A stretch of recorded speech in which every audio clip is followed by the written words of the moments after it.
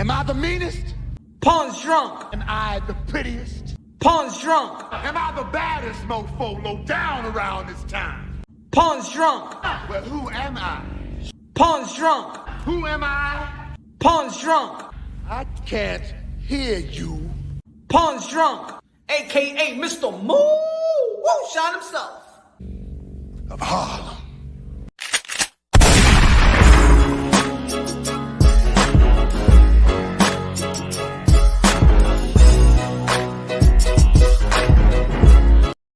Dímela, mi gente! You already know this is Punch Drunk Boxing, a.k.a. Mr. Moo Shot himself, a.k.a. El Adobo, El Sazón, El Borracho, El Pastor de Voceo, Mamagüevo! What a weekend, baby, in the sport of boxing. What a weekend. You know what I'm saying? We have Fundora versus Erickson Lubin. Fight of the year candidate. Diablo, la carita de Erickson Lubin. Diablo, mi hermano, man. My goodness, you know good. It's no gas. It's no good. Damn, man. What a fight. What a fight. What a fight. Ryan Garcia returning back in the ring. Don't mind me. I'm driving, all right? I'm here, though. You feel me? Look, I'm here. I'm just driving it a bit. Yo, if this cab driver's in front of me, man, don't want me to move and stuff like that. Mira, viejito, métete en carro ya. Hey, métete en carro, viejo sucio. Ladies and gentlemen, wow. Hey, yo, what's good? X-Ray Form in the building, what's good? Boston Jorge, Andy in the building. The Urge in the building. Tycho TV in the building. What's good, man? Trade in the building. Fluffy Cakes. What's good? Tycho TV. Bless. What's good? Anna Lee. What's good? Yeah, let's talk about it, y'all. Let's talk about what the hell is going on. Of course, Ryan Garcia won 12 rounds, knocked down Emmanuel Taghi. That motherfucker, he beats me up. He beats me up pretty bad. But at least I went the whole 12. And that's all I needed to do is go the whole 12. But Ryan Garcia, he was beating me up from pillar to post. I don't understand why they hate Ryan Garcia. He was beating me up. He knocked me down in the second round. I don't understand why they hate him. I don't understand why they hate Ryan Garcia. But yo, before we get to Ryan Garcia, hope that Erickson Lubin is doing good. Man, both of these modern day warriors, modern day gladiators. This is why I get tight when people like to diss fighters. Because come on, man, look at the hard determination that these the sacrifices these guys put their body through. Lord, man. You could think that, damn, that look like you're about to need some plastic surgery or something like that, but you know what I'm saying? You can't question the heart. Excuse me, folks. Hold on, let me park this. All right, let me park it right here. All right, let me park it right here. All right, baby. Okay. All right. They are insecure because Ryan will beat them up and steal their girl. Yo, we're going to be talking about that. It's what I've been saying constantly, y'all. I've been saying constantly. Now, some of y'all be like, hey, Punch is always going after the fans. Punch Drunk is always after the fans and stuff like that. Nah. I want to know the hate, but why is the hate of Ryan Garcia? I want great explanations. Put on the comment box. I want good reasons. Because it seems like when Ryan Garcia is talking, does an interview, it's like the Apollo on Wednesday. Everybody just want to boo right away. Everybody just want to hate right away. What Ryan Garcia did? Did he wet willy your mommy or something like that? Did he wet willy your sister? Huh? What happened? What's going on? No. Let's talk for real. Let's talk. Because this hating shit, that shit is beta. Right now, that shit is beta, bro. There's no reason to hate no Ryan Garcia, 23-year-old. Huh? It doesn't like he has a belt and he got responsibility where you like, oh, yo, he got to fight this guy right now. Ladies and gentlemen, because I know people's going to bring up, yo, but Devin Haney gets the hate, but this guy gets the hate, but this guy, let me tell you like this. Jerome Bruce Ennis doesn't get hated, nor Virgil Ortiz get hated. You know why they don't get hated? Because they don't got no belt. They got no responsibility. We understand that they're young. They're young. And they go through their journey. They're building their portfolio. They are growing to the sport of boxing. That's the way that you grow a boxer. But when it comes to Ryan Garcia, oh shit. Oh my God, fuck him. Oh, he's in social media. Fuck him. Why he's in social media? Why is he doing that? Why is he getting all the views? Why is he getting all the views? Huh? Oh, why he's reconstructing his contract with Golden Boy. He's a diva because he want to reconstruct his contract, motherfucker. He's a diva because he want more money in his pocket, motherfucker. He's a diva because he knows how much what he's valued, motherfucker. That's why y'all don't like him? Because he want to fight for his own money? What you do? Do you fight for your own money? Are you on Instagram? Are you on Instagram? Do you throw pictures and post them shits up? And do you put everything that is good about your life on social media? Are you on Twitter? Are you on TikTok, motherfucker? Are you on TikTok, bitches? Tell another grown ass man, get on social media. You get on social media and take care of your own kids. How about that? Right now, matter of fact, right now, your kid is on TikTok right now. How about that? Instead of looking at Ryan Garcia and what he's doing on Instagram, why don't you look at your kids and what they doing on Instagram? Well, Instagram, or TikTok, or Facebook, or things of that nature. Man, y'all some weak ass motherfuckers, for real. Boxing is getting weak with a bunch of beta males, bro. Y'all some sensitive ass motherfuckers. Let's go. Mr. Moonshine, el adobo, el sazón, el borracho, el pastor de boxeo. Ahora vamos a cocinar de verdad, porque vamos a sacar estos pencos de aquí.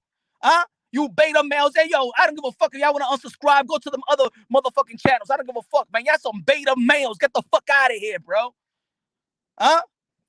On hating. Hate.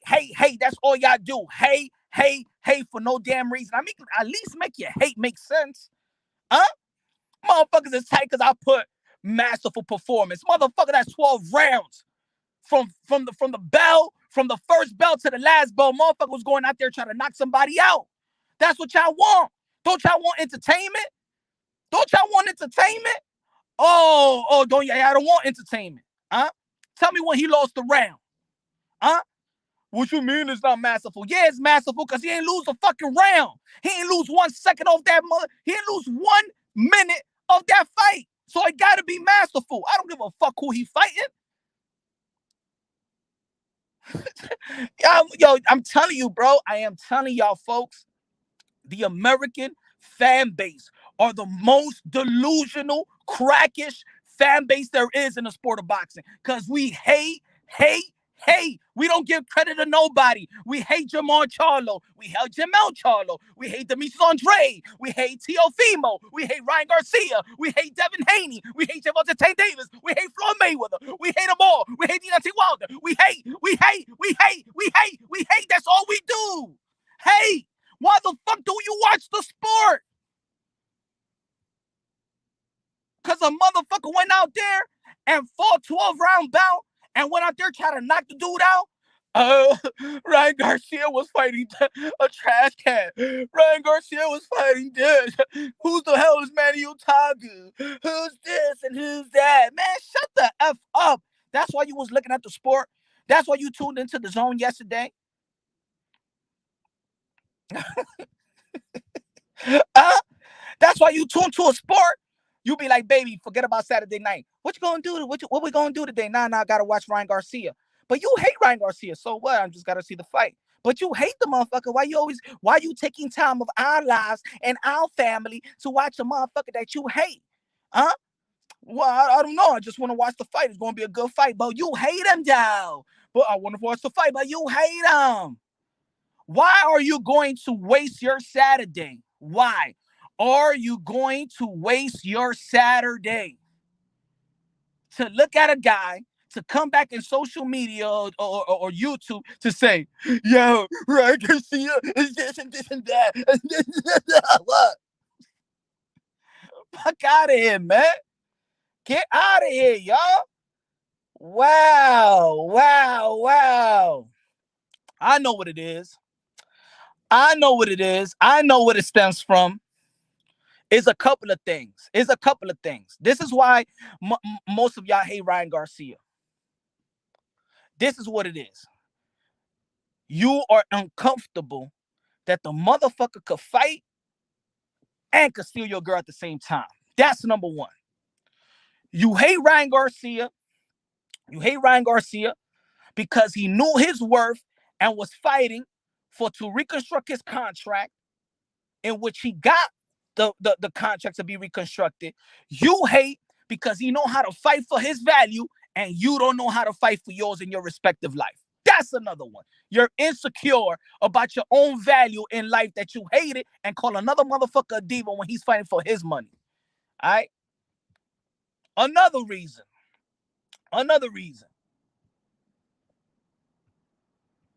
What's the other reason? Let me know. I want to know. Let me know why you hate Ryan Garcia. Come on, put it in the comment box. Let me see how soft beta male you are.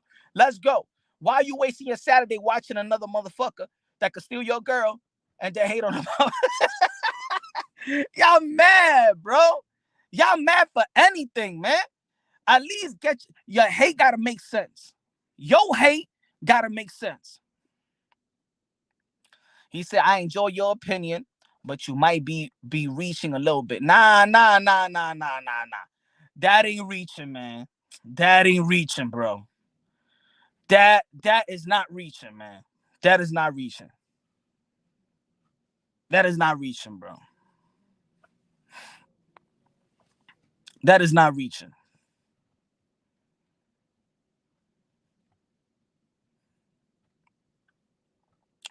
Nah, punch me. Man, I don't give a fuck what anybody else say, man. Everybody know how to contact me. Everybody know my name. Everybody know my address. Everybody know my email. punchdrunkboxing@gmail.com. Anybody could email me if they want that work. Anytime, any place. Tagu was shook of the power and speed. Kevin Fuentes. Facts. Of course you would say that. I just want to know. And it's not just only about Ryan Garcia. It's not only about Ryan Garcia. It's like I've been talking about. I'm going to keep on talking about it until it reaches the masses, until people understand. The American boxing fan base drives the value of the American fighters down to the mother effing ground. This is what we do. This is what we do. The American fan base drives the value of the American fighter down to the ground. And then y'all bitch about, yo, but this guy ain't fighting this one. This guy ain't fighting this one. Then you see Samson Likowicz go to the boxing voice and say, oh, a guy like Demetrius Andre gotta pay. I mean, they gotta pay $7 million just to talk. And then y'all gonna follow the lead and be like, it's true. He hasn't fought nobody. Why he gotta fight him? This is why I was saying the shit that I was saying about Triple G. Triple G is he's a legend. He's going to the Hall of Famer. But y'all don't keep the same energy with Triple G with everybody else. Everybody else don't deserve Canelo Alvarez, but Triple G deserves Canelo Alvarez. But what was he done after the Triple G after the Canelo fight? I'm just testing y'all motherfuckers for now. That's what I'm doing now. I want to know I want to know what type of community I am. This is some suck ass community. And you know there's a difference between the boxing community in YouTube and then what's really real outside of boxing, because the Alamo Dome, Ryan Garcia was showered with love. But then you come into these platforms and they hate all day long. Every comment, just hate. I don't know. Does that make you feel good when you hate other people? Does that make you feel good? Rapstar Boxing Knowledge in the building. What's good, man? Hey, yo, Rapstar Boxing. Hey, yo, Rapstar, man. I'm going to the UK, man, because I want to know. I want to be around fans that love the sport. I want to see fans that love the sport. I want to sing along with y'all Rapstar out there in England and the UK, because y'all know how to respect fighters, bro. Y'all know how to respect the damn sport. Over here in America, we a bunch of haters, sissies, beta males, bro. We complain like motherfucking bitches, man. We complain like bitter baby mamas in family court. That's what we are. We're a bunch of beta males out here in America, man, watching this damn sport, complaining like bitches. I want to go out there in Ireland where they know how to support. Where they know how to support. Hey, yo, this is why in the welterweight division, We love Jerome Bruce Ennis, right? We love Virgil Ortiz, but I'm gonna tell you like this: Conor Benn will be the #1 welterweight. You know why? Not because he's better than Virgil Ortiz, not because he's better than Jerome Bruce Ennis. It's because people will go out there and support Conor Benn. As soon as Jerome Bruce Ennis and Virgil Ortiz hit the peak, hit the mountaintop, you know what y'all gonna say? Look at his resume, though. Who did he beat? Who did Jerome Bruce Ennis beat? Who did Virgil Ortiz beat? I mean, look at the resume. I mean, look, he beat Me Machine, but who's Me Machine? I mean, he beat Mauricio Hooker, but who's Maurice Hooker? And who's Sergey Lipinyak? Michael Garcia beat Lipinyak, and that Michael Garcia lost to Earl Spence. Yo, y'all will find anything, bro. Y'all will find anything. So now, y'all hate Ryan Garcia? Really? What he did? That he got a title that he didn't defend? Huh? And then people like, this is funny, right? When Ryan Garcia beat Luke Campbell, he called out, smash the like button, ladies and gentlemen, smash the like button. Let's go, man. Let's go. Smash the like button. Hold on. Dudes be mad and secure. Facts. For one, was happy to see Ryan back. I can't wait to see what's next for him in the 135-pound division. Let's go, Mateco TV. I just want to know. What's good, Megan? What's good? What's good? What's good? Smash the like button, ladies and gentlemen. Smash the like button. Make love to the like button. Kiss the like button. You know what I'm saying?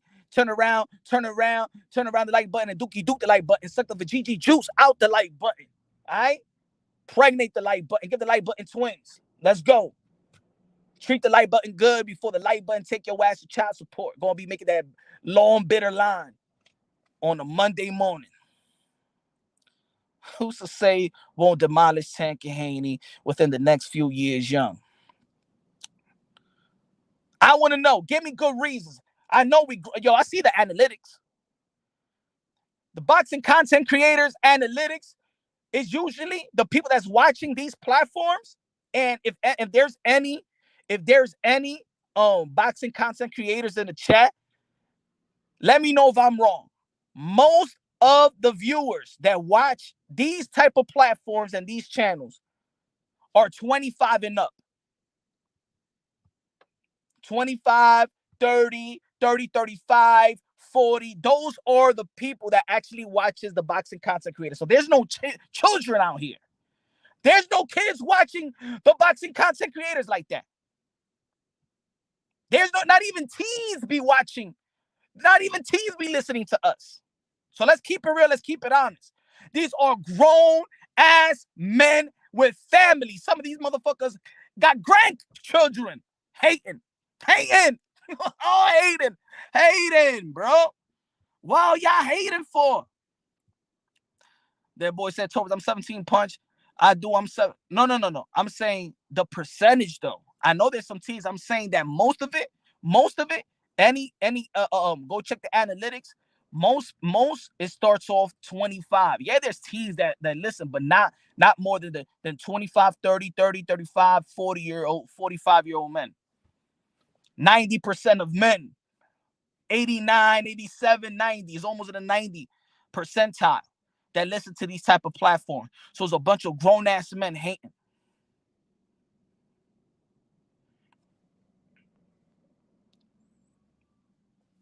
Zab Judah said Ryan needs to continue fighting this level of competition. I'm 34. Ryan should utilize the uppercut. Ryan Garcia everybody could do a lot of things. Are we going to nitpick everything?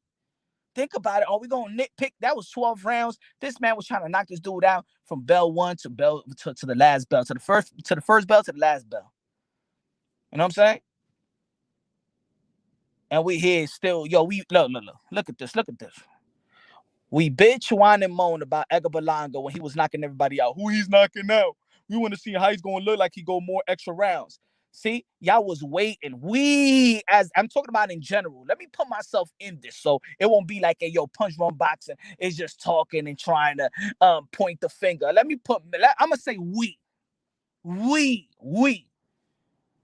was talking ish, right?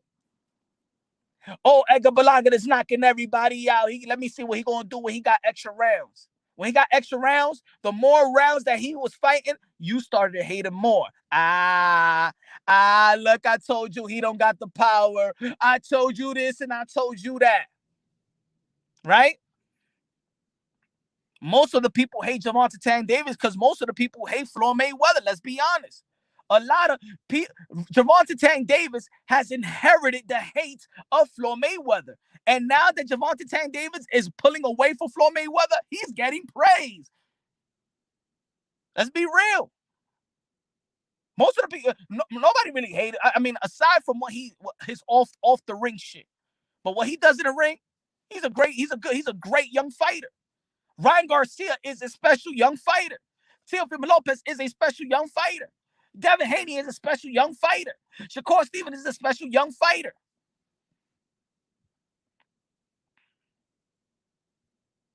We can't wait for the downfall. That's why we look at it. We look at it just like a bunch of motherfuckers was watching Floyd Mayweather.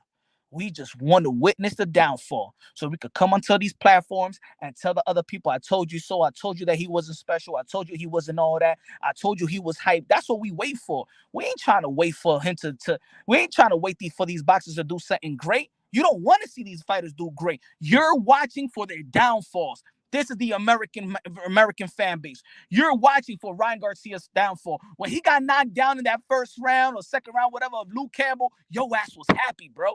Your ass was perking, bro. Y'all was happy. And then he would knock them down. All you wanted to talk about, oh shit, is the knockdown. Y'all ain't want to talk about character. That's how we used to do back in the days. Tito Trinidad used to get put down and come right back up, left hook and win the fight. And guess what we give him? Credit, character, principle, character, morals, particular fortitude, mental fortitude. That's what we used to call it back in the days. Now a dude get chin checked and y'all like, oh shit. Motherfuckers get respect when they lose? Backwards, motherfuckers. Motherfuckers was hating on Deontay Wilder. He can't fight. He can't box. And then he got beaten up like he never got beaten up before. And then all of a sudden, y'all give him credit. All of a sudden, he got beaten up like he never got beaten up before. And now he got heart. Now he got heart for y'all? Really? Isn't that some sucker shit?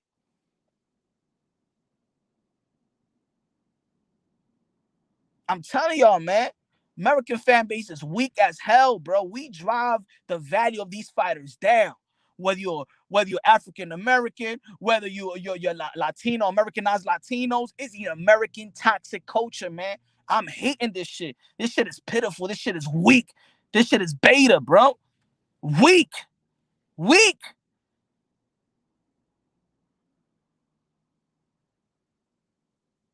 Oh shit! If Devin Haney gonna go out there in Australia, he might be robbed. You know why he might be robbed? Because they looking at the landscape and saying, shit. I mean, he doesn't got a lot of fan base anyway. Why not? Right? Come on, man. Y'all backwards, bro. T.O. Loma, Ryan on hype jobs, bro. So let me know who not the hype job. Let me know who not the hype job. 17. Let me know who's not the hype job. I know what you're gonna say. I know your mode. You're gonna say Shakur Stevenson, Tank, and Devin Haney because you want to put Latino versus is Latino and versus the black stuff, right? Now let me ask you a question. Let me know who's the real deal. They the hype jobs. If Tio, Loma, Ryan, now let me know who's the real deal. Watch this, folks. I bet you ain't gonna answer now because you don't want to expose yourself as a fucking racist. Say it. Put it down. I bet you don't want to expose yourself as a fucking racist. Go ahead. If they the hype jobs, you let me know who the real ones.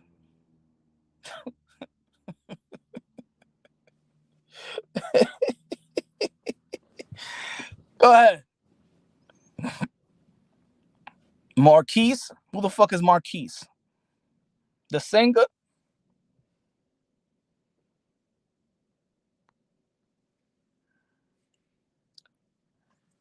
I don't understand the Ryan. I don't understand the Ryan hate at all. I don't understand it either. You know why? Because hate in boxing and these platforms is lucrative. That's why. Because hate in boxing is lucrative. If you praise, it's not good. It's like the news. Drama sells, right? Drama sells. Drama sells. That's what it is. So to hate is lucrative. Man, you ain't listen you ain't listen no present fighter. Name me the present fighter right now. You mentioning guys that was legends already. Get out of here, man. Who you playing? Who you listed a multiple Hispanics that is not even fighting right now. Come on, man. I see you on my comment box all the time, bro. You're a racist piece of shit. Who you fooling, dude? You's a racist piece of shit. You on my comment box for a whole year. You in my comment box for a whole year. Fuck out of here, man. What the fuck you don't think I know how to read? Who the fuck you think I am? Some cat in the hat motherfucker? Fuck out of here, man. Racist piece of shit.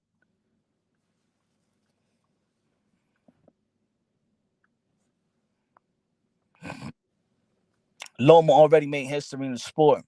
CEO is a warrior, always putting on an exciting show. Shit, I was excited to that was exciting to me. Nah, I'm not triggered by you. You're one of the haters, man. You're one of the haters. I'm not triggered by you. I'm motivated by you.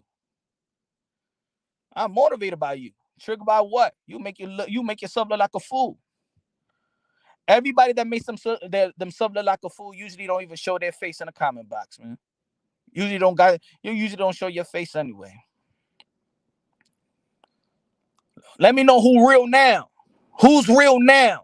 Out of the young gunners, let me know who accomplished and who real. Since those guys are the hype job, let me know who the real ones. Let me know who the real one.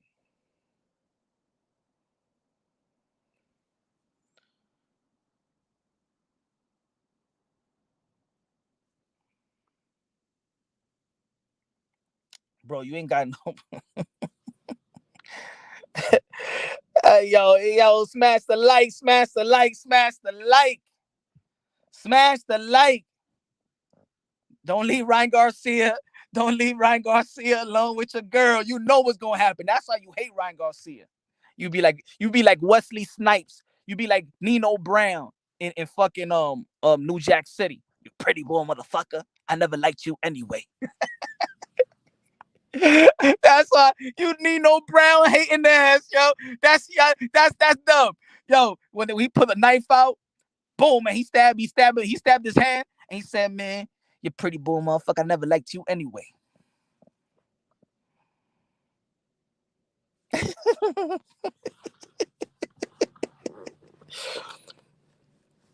Weird TV in the building. What's good, Weird TV, man? What's good? He said, I don't hate Ryan. I think he could be special, but that's something you show first. I need to see him in the ring. Hold on, let me read this. I want to see him in the ring with a great opponent, and until he gets that fight, there's always going to be haters. Nah, Weird TV. There's going to be more haters if he actually fights somebody and beat that great fighter. You think the hate is going to stop? Look, you don't hate. It hates you when you're striving to be great. It hates you when the more you succeed, the hate just keeps on getting. It just keeps on increasing. Weird TV, trust me. Don't think because let's say if he becomes undisputed, he's still gonna get hated. We seen that before with another fighter. Didn't we see that before with another fighter? You feel me? Real American fan. All I know is 154 fighters is all fighting each other. Ryan Garcia is in a league of his own. Lubin lost, but he went for the best. I'm only watching him when he fights top 5 fighters. I'm watching everybody because it's boxing. And we got to understand that there's you develop as a professional. People, you know what it is? Real boxing fan. This is what we're missing. You know what I'm saying? Because when you say I'm only watching him when he fights top 5 fighters, you know what you know in that sentence, you know what you're saying? You're saying that you're not looking to watch the journey to reach what you're not willing to watch his journey. We want these fighters just to be the it factors right now. I love to watch. Look, Keyshawn Davis turned professional before he went to the Olympics, right? I like to see the first fight, the second fight, the third fight. We want to see how they develop, going from round 4 to round 6 to round 8 to round 10. And then they fighting championship bouts, the trinket belts, then the regular belts, whatever. You know, we hate them all. But then we see them fight for a world title. I love to see the journey. We want to see the growth. This is what we're missing as boxing fans. We don't even respect the journey. We don't want to see the journey. They step into professional 22, 21. People already been hating Ryan Garcia. He's only 23 years old, but people already been hating Ryan Garcia since 21, 20 years old. You know what I'm saying? People already been hating.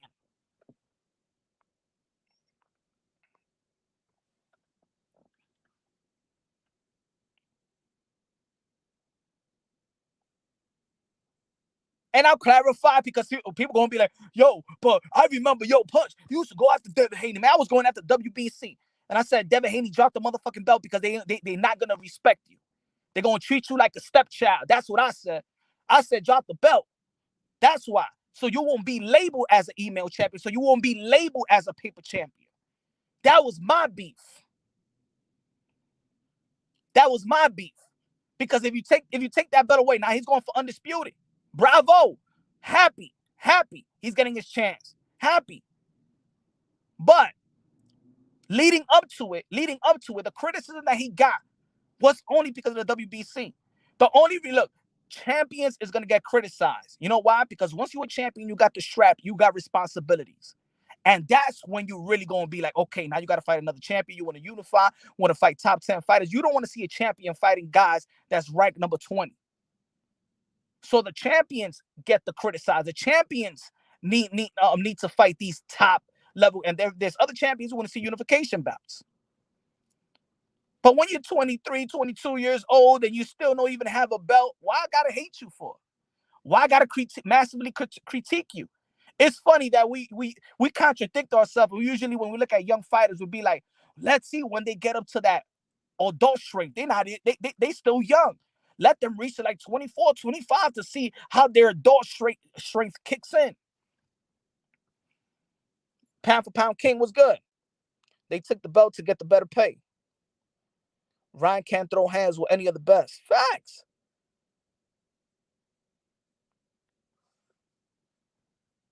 Oh, the guy can't fight. Yeah, that guy won like 7 national titles, a bunch of golden gloves, went professional at a young age, and they get hate. TLB Loma.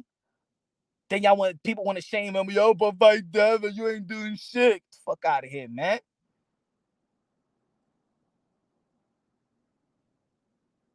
Everybody getting hate. Everybody hating by the American fan base. Can you imagine if Ryan Garcia was a UK fighter? Can you imagine if Ryan Garcia was an Irish fighter?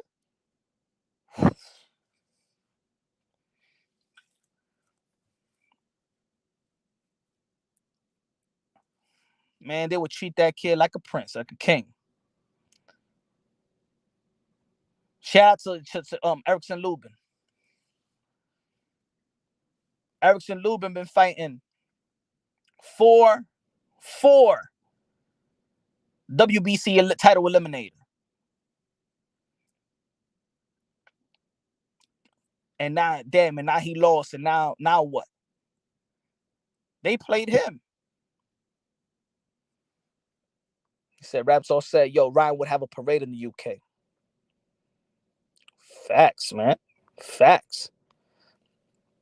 I can't say he can't hang with the best. He's better than good, but I can't say he can't fight and win at the highest level. Now, let me ask y'all a question. Let's be real. Would y'all rather praise a fighter or talk shit about a fighter?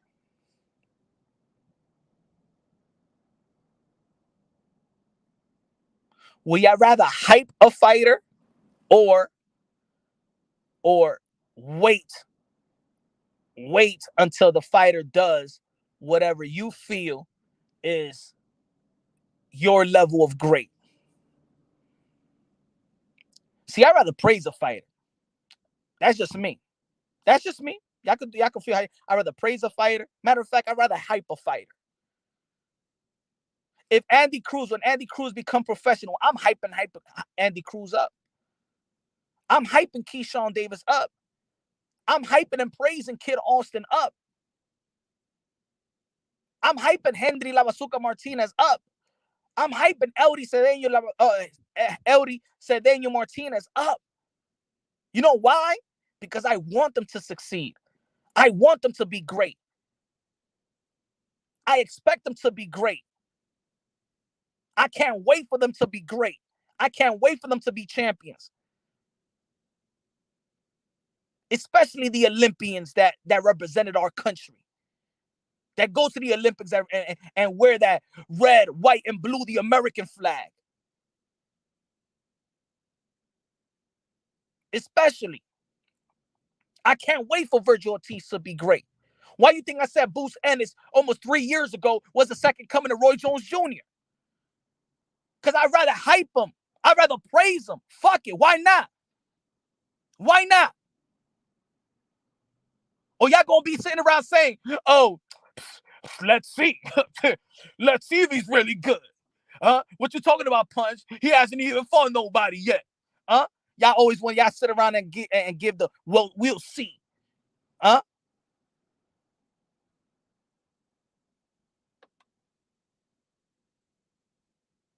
Why would you hype these fighters up? These young fighters up? They representing us. They representing us.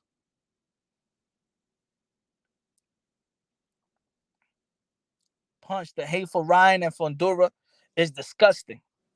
Because we have you know why, Rubsky? Because we have a disgusting culture, man. We have a disgusting culture. The American fan base has a disgusting culture, bro. That's what it is.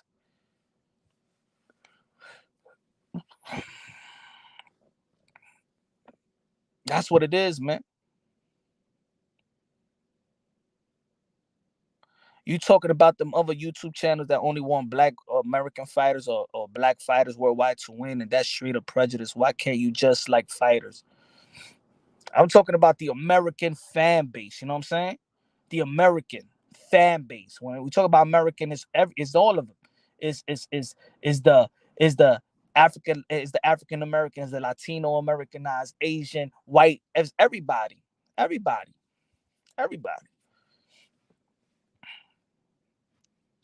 People, yo, we got a champion. He's still a union worker. We got Joe Smith Jr. He's still a union worker. So it's everybody. We don't praise. We don't praise. Not even Joe Smith Jr. And he white. Brandon Lee gets overlooked as one of the young phenom. When we talking about young fighters, do they mention Brandon Lee in 140? No.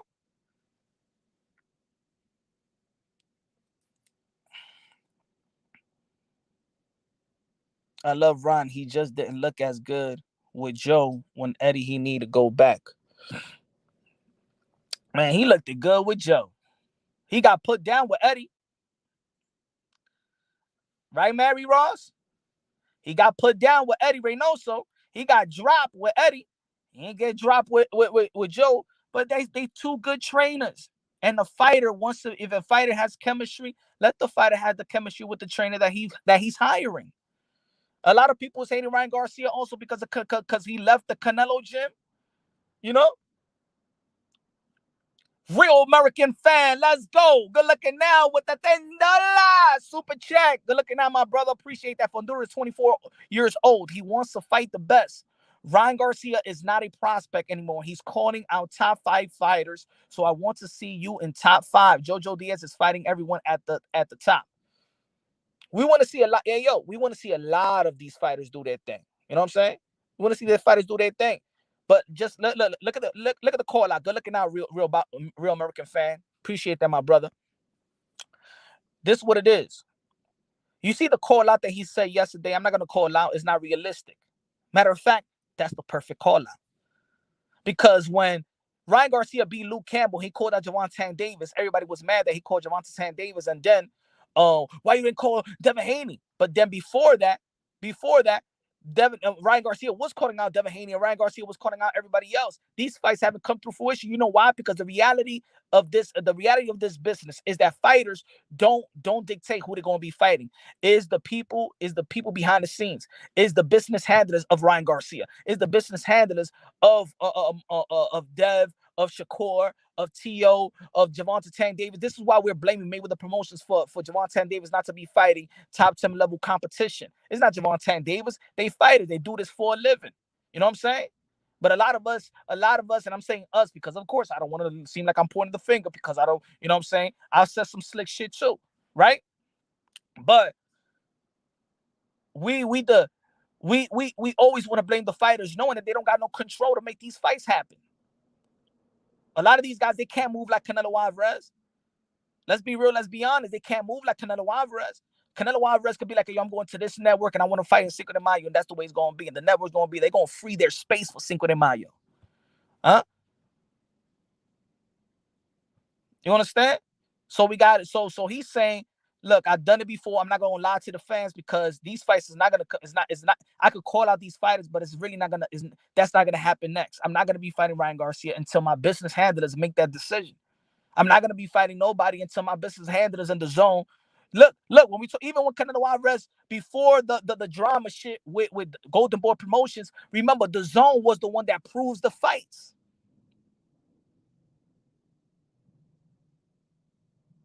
So, a matter of fact, his call out was the realest call out. How many times we see call outs in the sport of boxing, those fights don't come to fruition? Because to be honest, that's the realest call out. The call out is, I ain't calling out nobody in reality because I'm not in control. I am not in control. That's the facts. That is the facts. Josh Taylor want to fight. Look, Josh Taylor wants to fight Terrence Bud Crawford, but Terrence Bud Crawford wants to fight him. And now that he's not with Top Rank, is he going to fight him? You can call him out anytime you want. Tevin Farmer will be calling Javante Davis out for how many years? Huh? Barbosa is calling out Teofimo Lopez. Is he going to get that fight?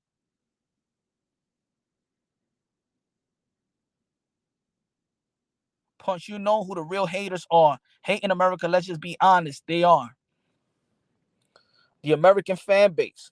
The American fan base. Because, like I said, I always oppose the question. I always say this on every live, especially when this year started. Who is the American fighter that America holds up high, that we admire, that they lead us to the prom? They the face of American boxing, like Canelo is to Mexico, like Tyson Fury, Anthony Joshua is to the UK, like Conor McGregor it is to Ireland. Even Katie Taylor get more support in her country than any American fighter.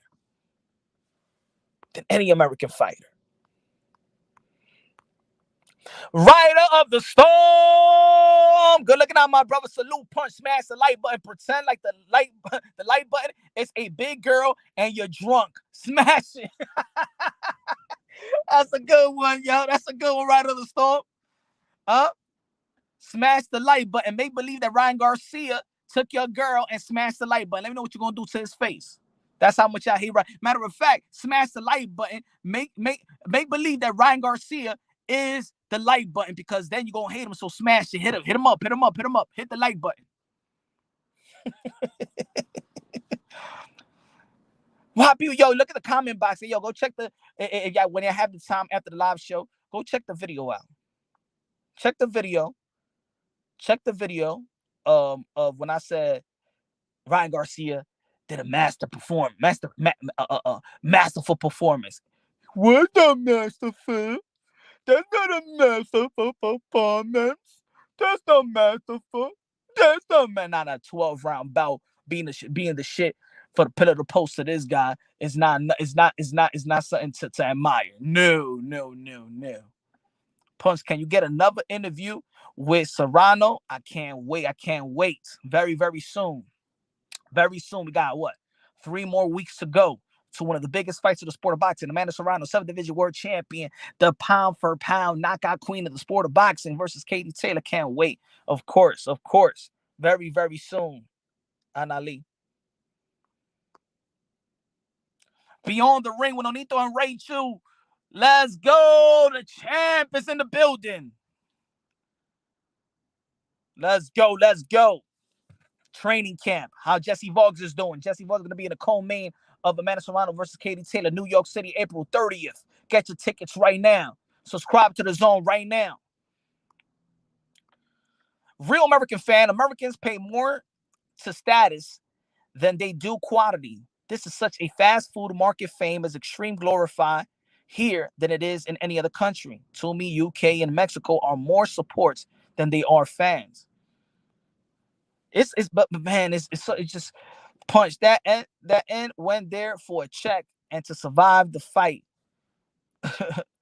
which he did. How you supposed to judge Ryan on that fight? I believe he got skills, but I'll wait till he fight one of the best. Yeah, but what's one of the best? Because one of the best also gets critiqued. You feel me, Weird TV? One of the best also get critiqued. So if he fights Cambosa, look, put it this way, Weird TV. Check this out. If he fights one of the best is also getting critiqued, just like Ryan Garcia. Cambosa is not getting overly praised that he beat Teofimo Lopez. He's actually the underdog to fight Devin Haney. What's the critique about Devin Haney? That Devin Haney hasn't fought nobody. What's the critique of Teofimo Lopez? That he's a one-hit wonder. What's the critique of Lomachenko? That Lomachenko is only a paper champion. That he hasn't really. Who has he beaten in the lightweight division? He only beat the guy that Ryan Garcia beat. He beat the guy that Devin Haney beat. Those was his best performance in the lightweight division. He only beat the guy that Teofimo Lopez beat. So it's always going to be discredited. So in reality, for the people out there, who's really the best in the lightweight division? Because everybody is getting hated. If Javante Tank Davis, Javante Tank Davis, he's fighting. Look who he beat. He beat Isaac Cruz. He beat, and then who's Isaac Cruz? He beat Gamboa. Where was Gamboa in his career? Oh, he beat who else? Pedraza. Who else he beat? You know what I'm saying? This is what I'm talking about. That even if Ryan Garcia does fight one of these guys, they still don't get the just due. They still don't get their just due. They still don't get respected, brother. This is the American fan base. This is the American toxic community. It is what it is, bro. It is what it is. I'm telling you, my brother, we living in a time right now where a guy hosts 3 belts and he's not even on the pound-for-pound list. Stephen Fulton is not in the pound-for-pound list in these quote-unquote pugilist writers and platforms or whatever that gives the valid pound-for-pound list. They don't got Stephen Fulton. He beat 2 champions back-to-back.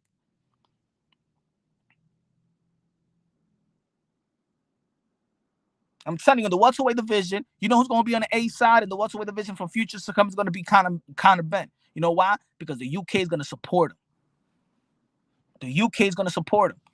Come on, fighters understand what I feel. That's why I even said it to Keyshawn Davis. He said, I went out there in the Olympics. I represented America, and then I come out here and people's making fun of me and trying to shame me with Andy Cruz.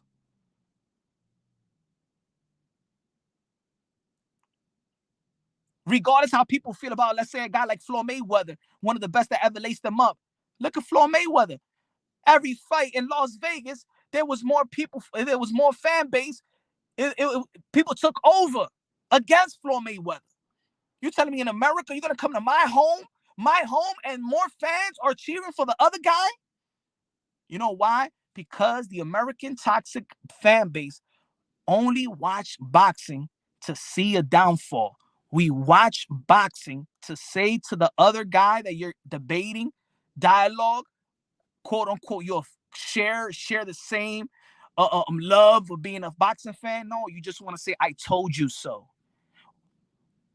We want to have I told you so parade. That's what we're doing it for. That's what we in this platform. We're not in it to preserve the sport of boxing. You're not in it to preserve these fighters. You're not even here to respect these fighters. You don't love fucking boxing. You love to see the downfall, and this is why Floyd Mayweather made the money that he made, because you will pray, you will spend your whole paycheck, you will give up your bills, you won't even pay up the bills, you will pay to see Floyd Mayweather lose. Not the greatness of Floyd Mayweather. We pay to see the greatness of Manny Pacquiao. We ain't pay to see the greatness of Floyd Mayweather. Let's keep it real. Let's keep it honest.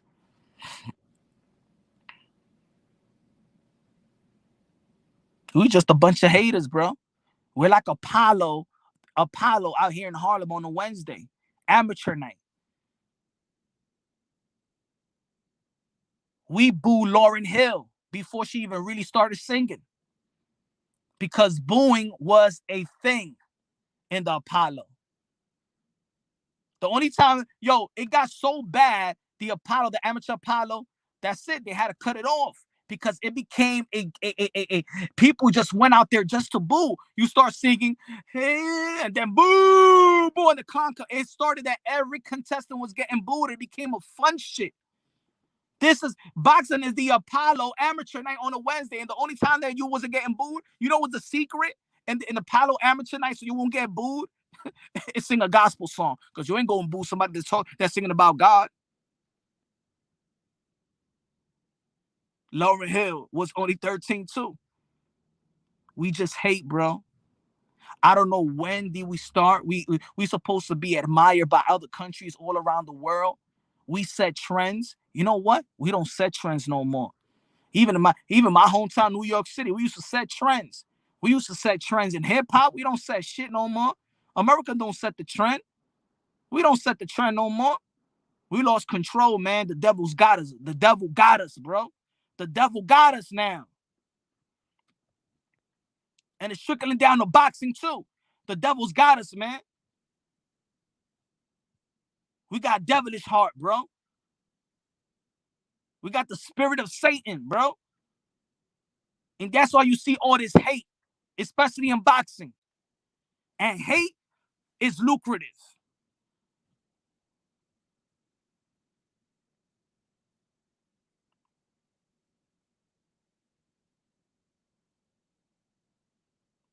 Was, right? It was. Not anymore.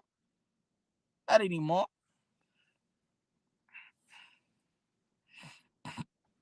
Not anymore. Even the males turning betas, bro. Look at Will Smith, beta. Look at Dwayne Wade, beta. Fucking trannies getting Woman of the Year award, beta. Where all the real men at? Be like, hey, yo, my man, where's all the fathers at? Snatch that tranny out the motherfucking pool right now. You ain't fucking racing my daughter, you fucking weirdo. The fuck out the motherfucking pool right now. Where all the fucking fathers out there? Huh? Let that be my daughter racing that motherfucker. I'll snatch that dude off the motherfucking pool quicker than anybody else. And yo, get the fuck out the motherfucking pool. What the fuck you doing here, bro? The fuck out the motherfucking pool. You're gonna be racing my daughter, you fucking weird motherfucker. Where the fucking fathers at? Fuck it, I'm going all in. I ain't going fucking get hired by no fucking network. Who gives a fuck? Where the fucking men at?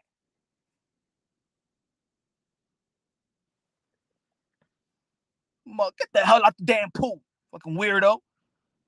Nah, we praise it out here in America. We praise that shit.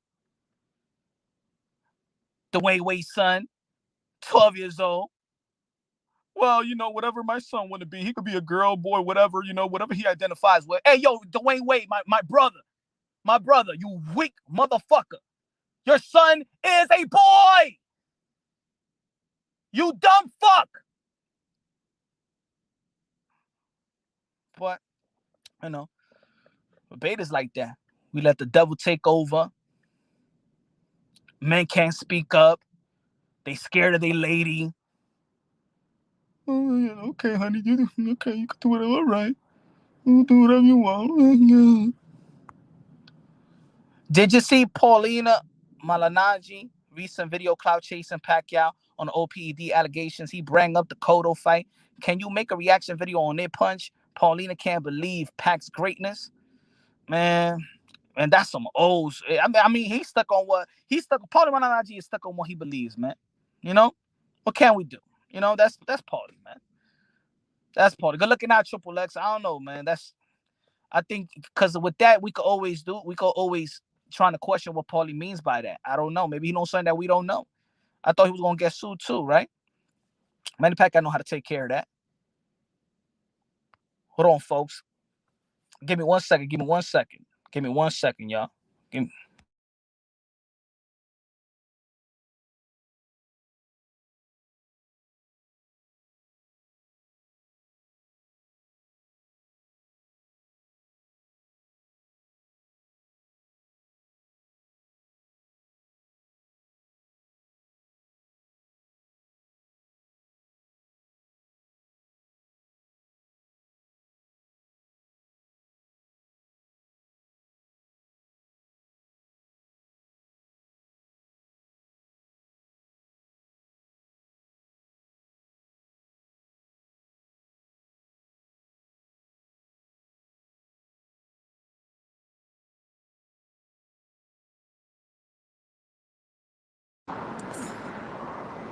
Yeah, yeah. Yeah, yeah, yeah. Yeah, yeah, yeah. Uh, oh,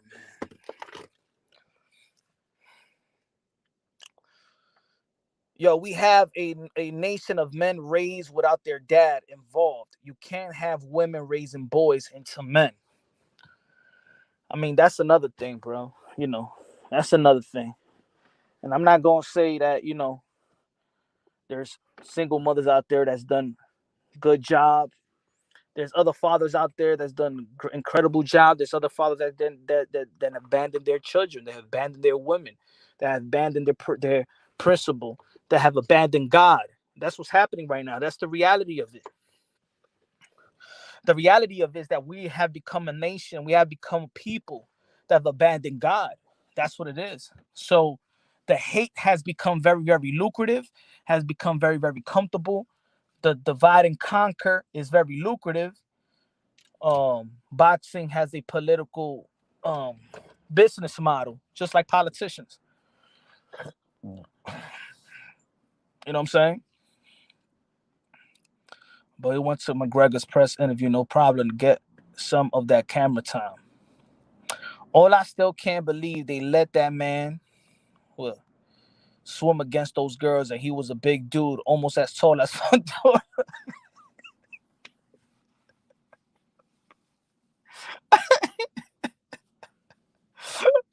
Snatch that mother, get out the motherfucking pool, man. Get out the damn pool, yo. That motherfucker out the pool.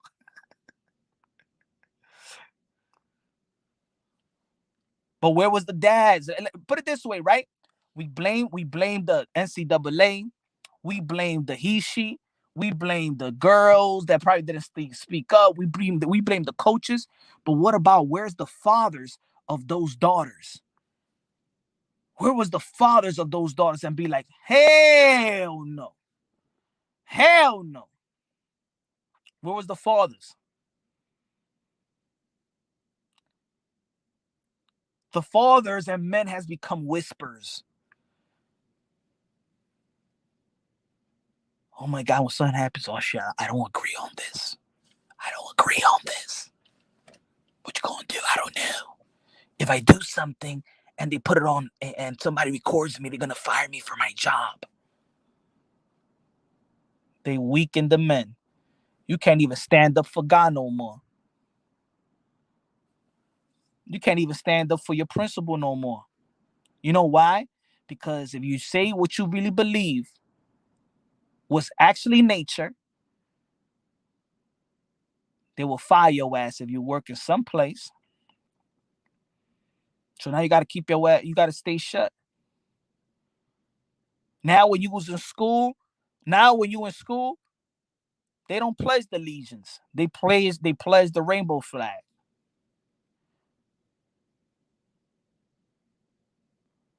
I pledge allegiance to the flags of the United States of America and to the republic for which it stands, one nation, under balls, and their liberty and justice for all. That's the new pledge in school. That's the new pledge in school. You gonna tell your kid, yo, it's the new pledge. You be like, Daddy, this is what they got me saying, Daddy. And stuff like that. You go to school, be like, hey, yo, what the fuck is going on in this school? Why you got my son and my daughter singing this damn pledge? Well, if you don't like it, get your son out the school. This is a new time now. And for real, I can't believe you're teaching your kids about hate. This is hate speech. Now it's hate speech, right? If you speak against if you speak against if you protect God's will, they call it hate speech. Now it's hate speech. If you speak on fatherhood and manhood, they call it toxic masculinity. So guess what now? The men are become strictly beta males, and the women is not standing by their man. It's not standing for fatherhood. It's not standing for manhood. They're not even standing up for their own husband. I'm speaking in general.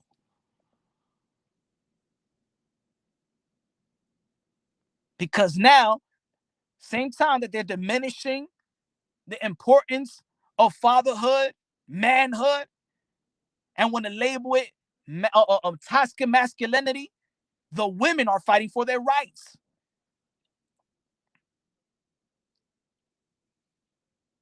So while they're fighting, well, we can't fight with your battle. I know you're going through some shit, but we're fighting ours right now, and we need our rights.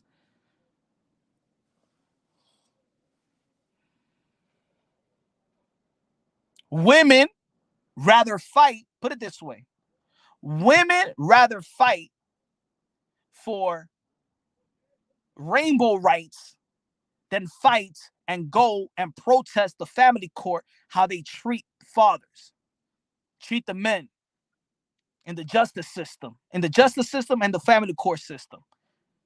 But women will gather around and fucking have a protest for the rainbow people.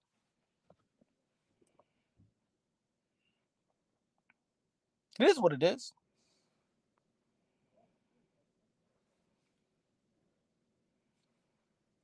They're gonna change it, Amari.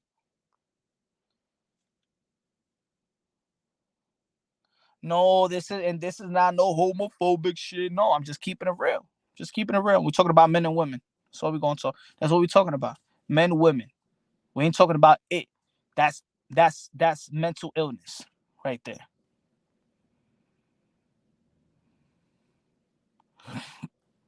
Babylon equals America. Facts. Why am I talking about all of this? What does all this have to do with the sport of boxing? And that's what you may be saying. Punch, what this all has to do with the sport of boxing? What does have to do with Ryan Garcia and this content of Ryan Garcia being hated? What I'm telling you is the new form of thinking. It's the new principle. It's the new moral in America is to hate. And I said twice, I've been saying it for a long time. I don't know if y'all agree, disagree. This is what I truly believe in. This is what I truly believe in. And especially in this sport. Especially in this sport. Boxing is the hardest sport in the world. It's the most taxing sport in the world. It's the most dangerous sport in the world. Yet this is the sport that the fans discredits, disrespects the most. That's the sad part. You a boxing fan. You know damn well that every fighter that stepped inside that ring sign an unwritten clause that you could die in this ring. You could die in this ring. You could get paralyzed in this ring. Shout out to Patrick Day's family and all the men and women that has passed away in the ring. Shout out to Bachardo Colon. Stay strong, my brother, and the family doing a great job of taking care of him.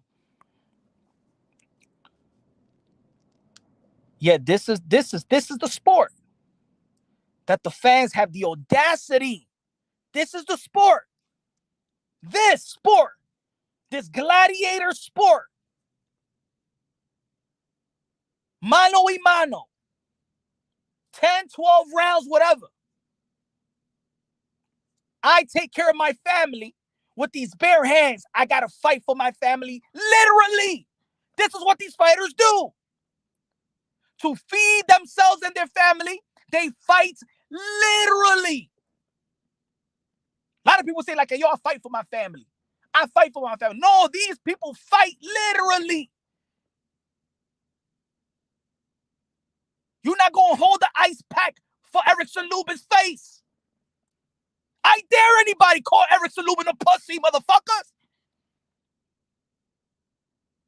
I dare anybody call Fundora a pussy when he gets knocked down and stand right back up and then beats and wins. Get the fuck out my motherfucking floor, because y'all the real pussy motherfuckers. Y'all motherfuckers will be crying off of paper cuts. Y'all stop everything y'all doing for a paper cut. Go to the fucking bathroom and wipe that shit off. And then, hey, do you have a Band-Aid? These fighters don't say Band-Aid. These fighters don't say timeout. Erickson Lubin, with the face that he had, was telling his coach, don't stop the fight. Gabe Flores telling his dad, don't stop the fight, son. Son, I gotta do it. I gotta stop the fight. Don't stop the fight, Dad. Don't do it, please. Don't do it, please. You know why? Because they got a heart of gold. These are special human beings. But y'all motherfuckers, you fake-ass fans, you pussy-ass beta males, destroy my motherfucking sport. Triple X. Pac was the only boxer to ever be on Nike, and he lost to being an alpha male. Facts. He would have slapped his son if he went trans. He would have stopped. God first, everything second. Matter of fact, they would have gave Manny Pacquiao the Nike endorsement back if he would have been trans.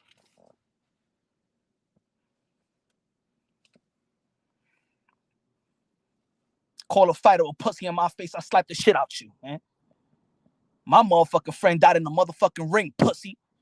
What have y'all done, motherfucker? Call a fighter a pussy in my face, I smack the shit out you. Don't let me have moonshine in the system too.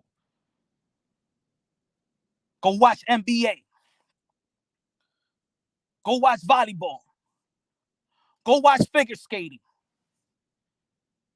How dare you disrespect fighters, calling them pussies and bums? How dare you disrespect fighters, bro?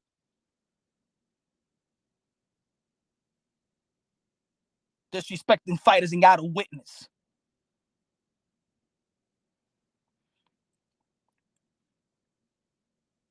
Oh, Emmanuel Tuga is trash. Then fight Emmanuel Tuga. He'll whip your ass, bro. Yeah. Emmanuel Tagu will whip your ass, though.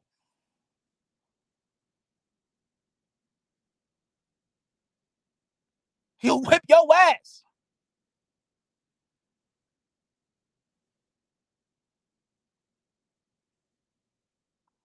Even Oscar De La Hoya with his Victoria's Secret gear with stilettos on, he will whip your ass.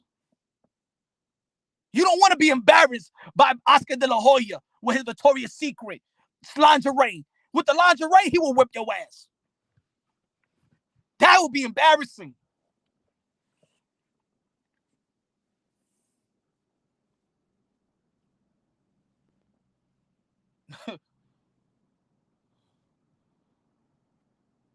He a diva? Ryan Garcia is a diva? He'll break your jaw. How about that? Yeah, that diva will break your jaw. And you won't even see the punch coming, pussy.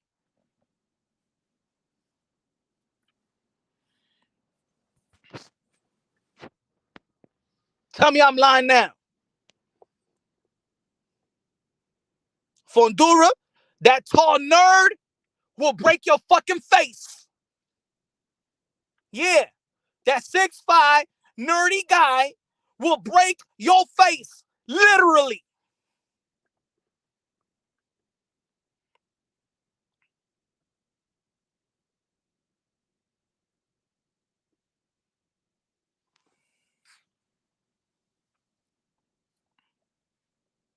He'll break your face so bad that even when the cop come, they won't even believe it was him.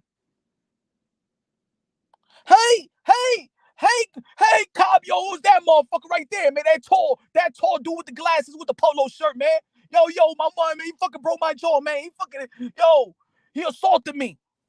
What are you talking about? I'm sorry, officer. I don't know what the hell this guy's talking about. I was minding my own business, you know what I'm saying? Look at me. Who the hell would I hurt? Who the hell would I hurt? I'm just minding my own business. This guy came up assailing me, telling me that I'm calling a bum, that I'm a bum, and I'm shitty, and all these words that it's not in my vocabulary because I'm a nice guy. I did not hurt this man. Come on, look at me. I'm skinny. I'm fucking 6'2" and 154 pounds. I can't even beat up a fly, sir.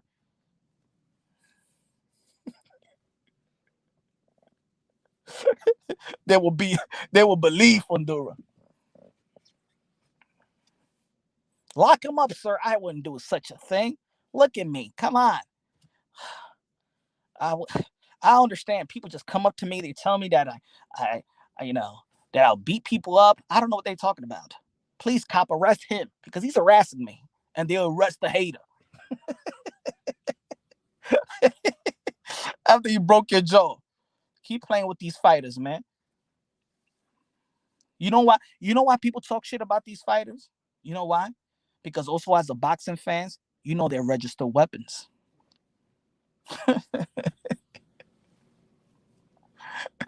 This is why they could diss these fighters. You know why? Because these fighters are registered weapons and they know that. And if the fighter hits you, you could sue them. How about if you can't sue the fighter? I dare you to talk the same shit y'all talk to a fighter. Y'all see the real Vajiji Juice Small efforts.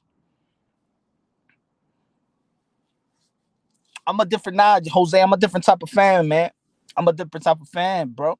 I respect fighters. I love fighters, man. I believe they're special human beings. That's why I love the sport. This is why I opened them up. That's why I created this channel to preserve the sport of boxing, to preserve the fighters, not to preserve haters, not to preserve another YouTube narrative, not to preserve the fan.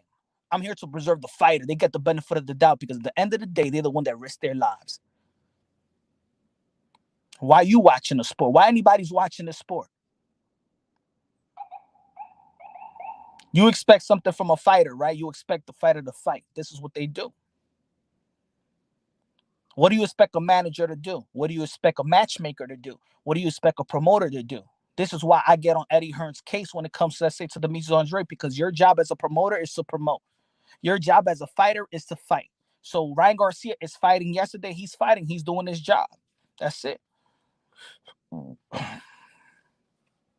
Tony Harrison got the best jab in boxing. Ben, hey, yo, Tony Harrison got the top 3. I like Tony Harrison, but he's the top 3 trash talker in the sport of boxing, man. That's all I want Tony Harrison to keep on winning, man.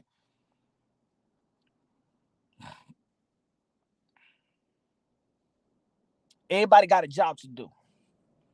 If you're a boxing trainer, I expect you to do your job as a trainer. If you're a strength and conditioning coach, I expect you to do a strength and conditioning. I expect you to do a good job in strength and conditioning. But just like I'm a human too, even if you're not at the best at your field, but the effort is in, I'm giving you credit for the effort.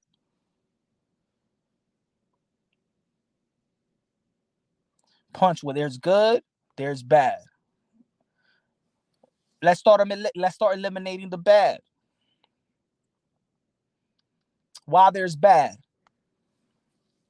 Because the bad hates the good.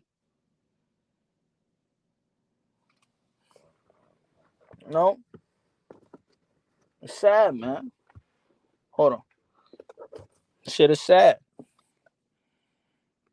I don't understand it. I don't understand how. Look, yo, every weekend is a big fight. Now you're gonna take time away from your family on a great Saturday night. I want to know, you're gonna be watching boxing to celebrate what these men and women are gonna be doing in the ring, or to hate what they're doing? Because I know everybody was entertained with Erickson Lubin versus Fundora. The people out there in San Antonio was electrifying to see Ryan Garcia. Why y'all mad about?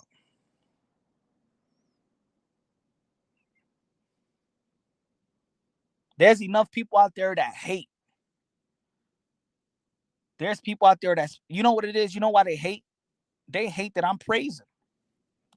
They hate that I'm praising Ryan Garcia right now. Why not? He stepped inside the ring and entertained me. I'm praising Fundora. I'm praising Erickson Lubin. Warriors, man. Oh my goodness. I'm gonna watch that fight. After the live, I'm gonna watch the fight again.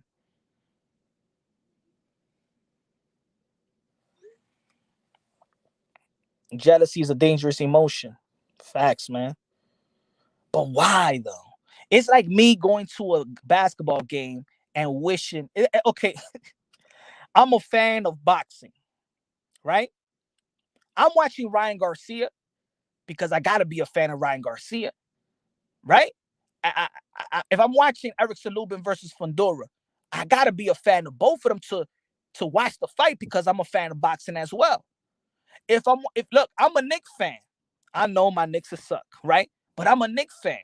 Do you think I pay money to go to Madison Square Garden to hate on the Knicks when I'm a Knicks fan and paying to watch the Knicks?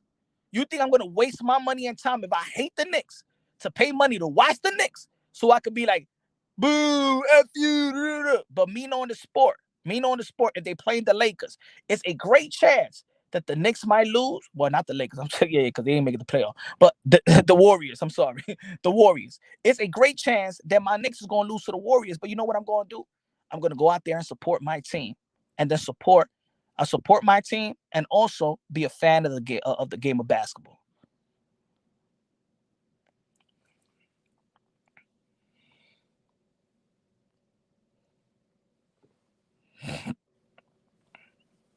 I think people are hating for all the wrong reasons, man. He pulled out of a fight. Okay, he pulled out of a fight because he had an injured hand. You hating that a dude has a injured hand and needs surgery on his hand. We hating on that. We hating on when he needs to pull out pause because he need to reconstruct his contract. Even let's say with Devin Haney, I even said, I did a video. I said, even if there was a low ball offer, but low ball to the point where, you know what I'm saying, I would have been like, I understand. Would I like it? No, I want him to still fight. But at the end of the day, I gotta respect that because nobody out here, if you work and your boss tells you, you know what, I want you to do more work. It's actually riskier, but I want you to take a pay cut. You're gonna look at your boss like he crazy. You're gonna look at your supervisor like he nuts. Am I right or wrong? El Domi, dímelo, mi hermano. Ryan Garcia gets the most attention as most marketable, and then they don't like that. I don't understand that. It's like, yeah, we criticize other fighters we criticize other fighters because they don't know how to promote themselves. They don't know how to use social media. Here comes Ryan Garcia, knows how to use social media, know how to promote himself, but they still mad. Yo, it's crazy. Diablo, man. Esta gente sí son locos, man. Yo no entiendo esta gente. I don't understand, man. I don't understand people, man. This shit is crazy. In a sport like this.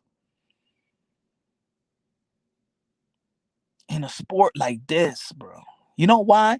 Because hate is lucrative, man. Hate is lucrative, man. Drama, hate, lucrative.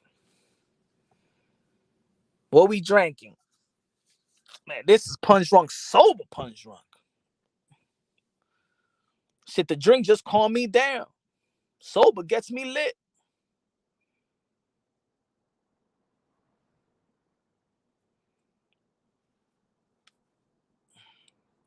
Punch, understand this out of the overflow of the heart, the mouth speaks. Haters hate because that's what is in their hearts.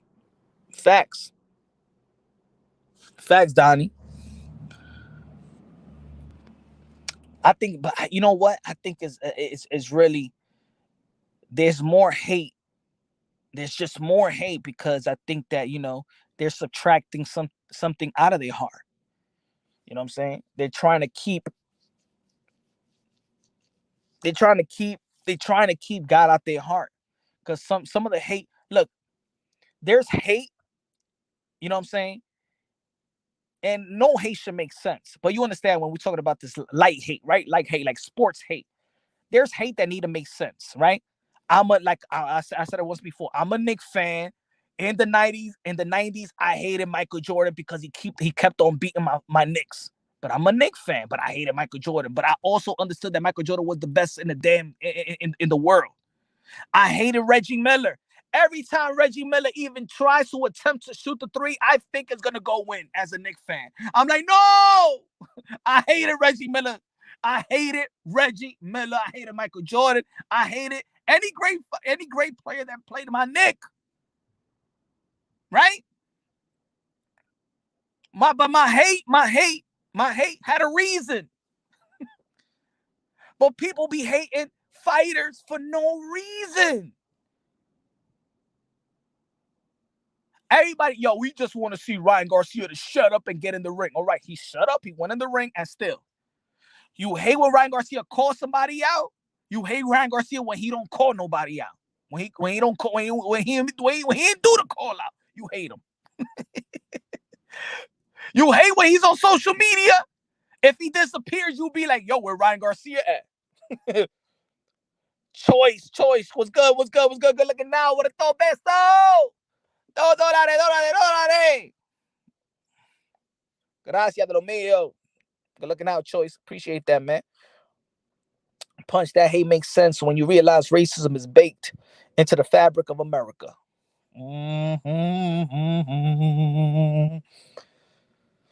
The Knicks been trash for a long time now, but you know what? Hey, I'm loyal to my team, man. It's hard for most people to see the good. The bad shouts louder. Take heart's good still exist. Yeah. But you know what? It's getting the love is getting drowned by massive hate. And I only see it in American fan base heart. Because when you see a fight in the UK, when we see a fight in the UK, come on, if you're a real boxing fan, you'll be like, damn, I want to be in that atmosphere. I want to be surrounded by love, man. I want to be surrounded by people that actually love what I love. That's the best feeling. When you having this camaraderie and this chemistry with everybody and you want to sing along, you grab a beer. Let's go boxing, baby. The best sport in the world. I want to go to the UK. I got to go to the UK. Look at what Michael and look at in Ireland, Michael Conlan versus Lee Wood. What? It was electrifying. It's like, I want to be a part of this. These are the people I love boxing too. Look where they're at. Those are my brothers and sisters right there. You come to America. But even San Antonio was electrifying. People want to see Ryan Garcia, but it's in these type of platforms too. These type of platforms, bunch of haters. Japan fans are the best. The only thing with the Japan fans, I like the Japan, but I like to micromanage the fans. Shh. Okay, sheesh. They like to micromanage the fans. That's what I don't like about the Japanese, but love the Japanese fans.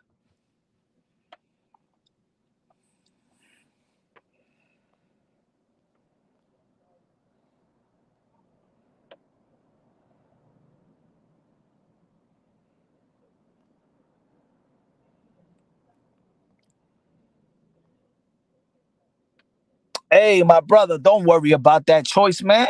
Don't worry about that, man. You keep on doing your thing, man. You keep on doing great in school, brother. Keep on doing great in school.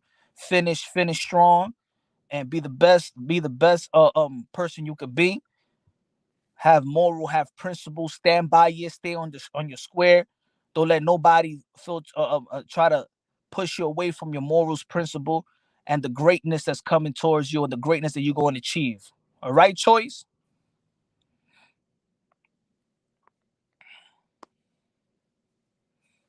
HLD in the building. What's good, brother? Ryan is scary dude. Any two fighters Garcia faces at 135 is going to be great. I got Garcia against any 135. I think that I'm so happy to see. Look. It's like I'm so happy of the 135-pound division. If you're missing matches, these fights are good. Even if Ryan Garcia is not going to be. Look, even Ryan Garcia, Jojo Diaz is a good fight. Even Ryan Garcia, Isaac Cruz will be a good fight. Now that we saw how he performed versus Javante Davis and Ryan Garcia is the biggest fight. Look, I can't wait to see that fight. I said it yesterday. I think that should be the next fight. I think they shouldn't. I think the business handler should not mess up the bag on this fight. Cambosa versus Devin Haney, great fight. That's the primary fight when the lightweight division is coming through fruition, right? Lomachenko, anybody Lomachenko fights is a good fight. 140, love 140. Still got Josh Taylor, the king Josh Taylor, 140. You got Teofimo Lopez inserted to the 140. You got Regis Prograis, a dangerous fighter, a dangerous fight for anybody. You got Jose Ramirez.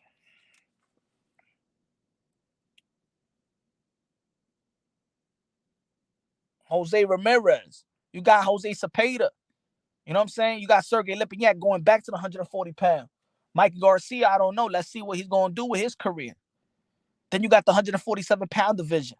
Stacked up, prime, veterans, ex and current pound-for-pound caliber fighter. Great future with Boots and Virgil and Khan. You know what I'm saying? 154, anybody could win. Anybody could win. The 154-pound division is a very interesting division. 160, I've been frustrated with the middleweight division because I feel like there should be great unification bouts. That's why I don't want to see Triple G versus Canelo. Why do I want Canelo Alvarez to actually move backwards? I keep the same energy. Why do I want Canelo Alvarez to move backwards to Triple G? What are they going to fight? 160, 168? Nah, Triple G. How about you unify and try to become undisputed like Canelo Alvarez did in 168 and become undisputed in 160? Try it. How about fight Charlo, Triple G? Fight Demise Andre, Triple G. I already seen the trilogy. We don't need to see that shit. Because if Canelo Alvarez beats Bivol and then he fights the winner of Joe Smith Jr., then he needs. I'd rather him fight the winner of Joe Smith Jr. and Baturbiev. I want him to fight Triple G. 175. And then if he stays up there in the 175, the 168-pound division, David Benavidez is there.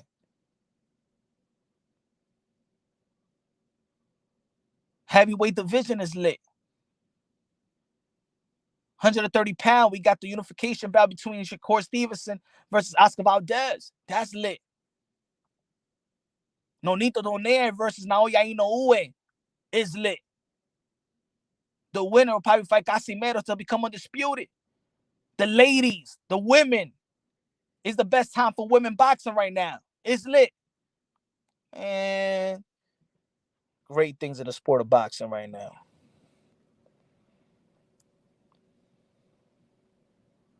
Tycho TV, I'm with you, bro. I'm with you on that. See, people could call me a hater on that, but I'm with you on that. No one straps them up. It's trash, bro. Some have more skill, but all have courage. Yeah, man. Facts. No one who straps them up is trash, bro. Some have more skills, but all have courage. Facts. Facts, man. You don't got to be a fan of every fighter, but if you're a fan of boxing, you understand the sacrifices. You know what it takes to get inside that ring. People shouldn't call no fighter trash, no bum, no nothing. Man, compared to the contemporaries,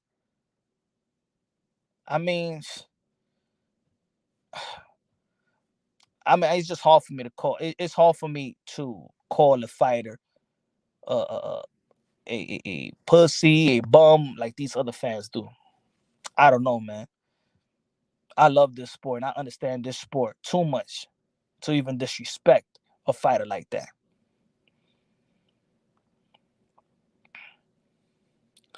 I want to see Lopez and Devin Haney at 140 within the next 2 years. Yeah, me too.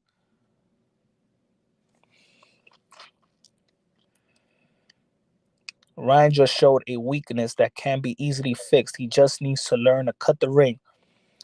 I think he would do good against Tank. Even now, thing is, I'm sorry.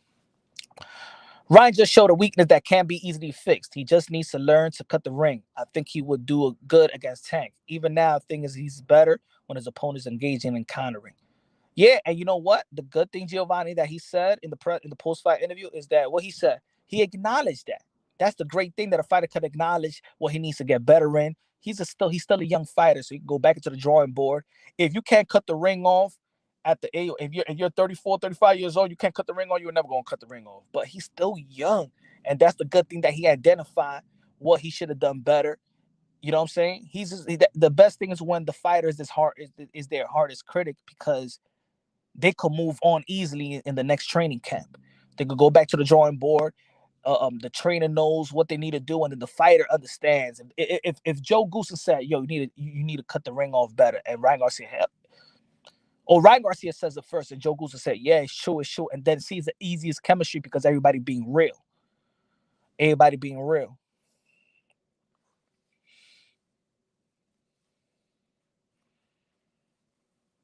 Yeah, Jason, I can't wait for Tio to come back too. And you know there's a lot of haters, but let's be real. Who don't want to see Teofimo Lopez back in the ring, right? People just want to hate. He's almost like Ryan Garcia. Man, shut up. Get on social media. Da-da-da-da. But you can't wait to see Ryan Garcia, right? People can't. So, man, people need to quit it.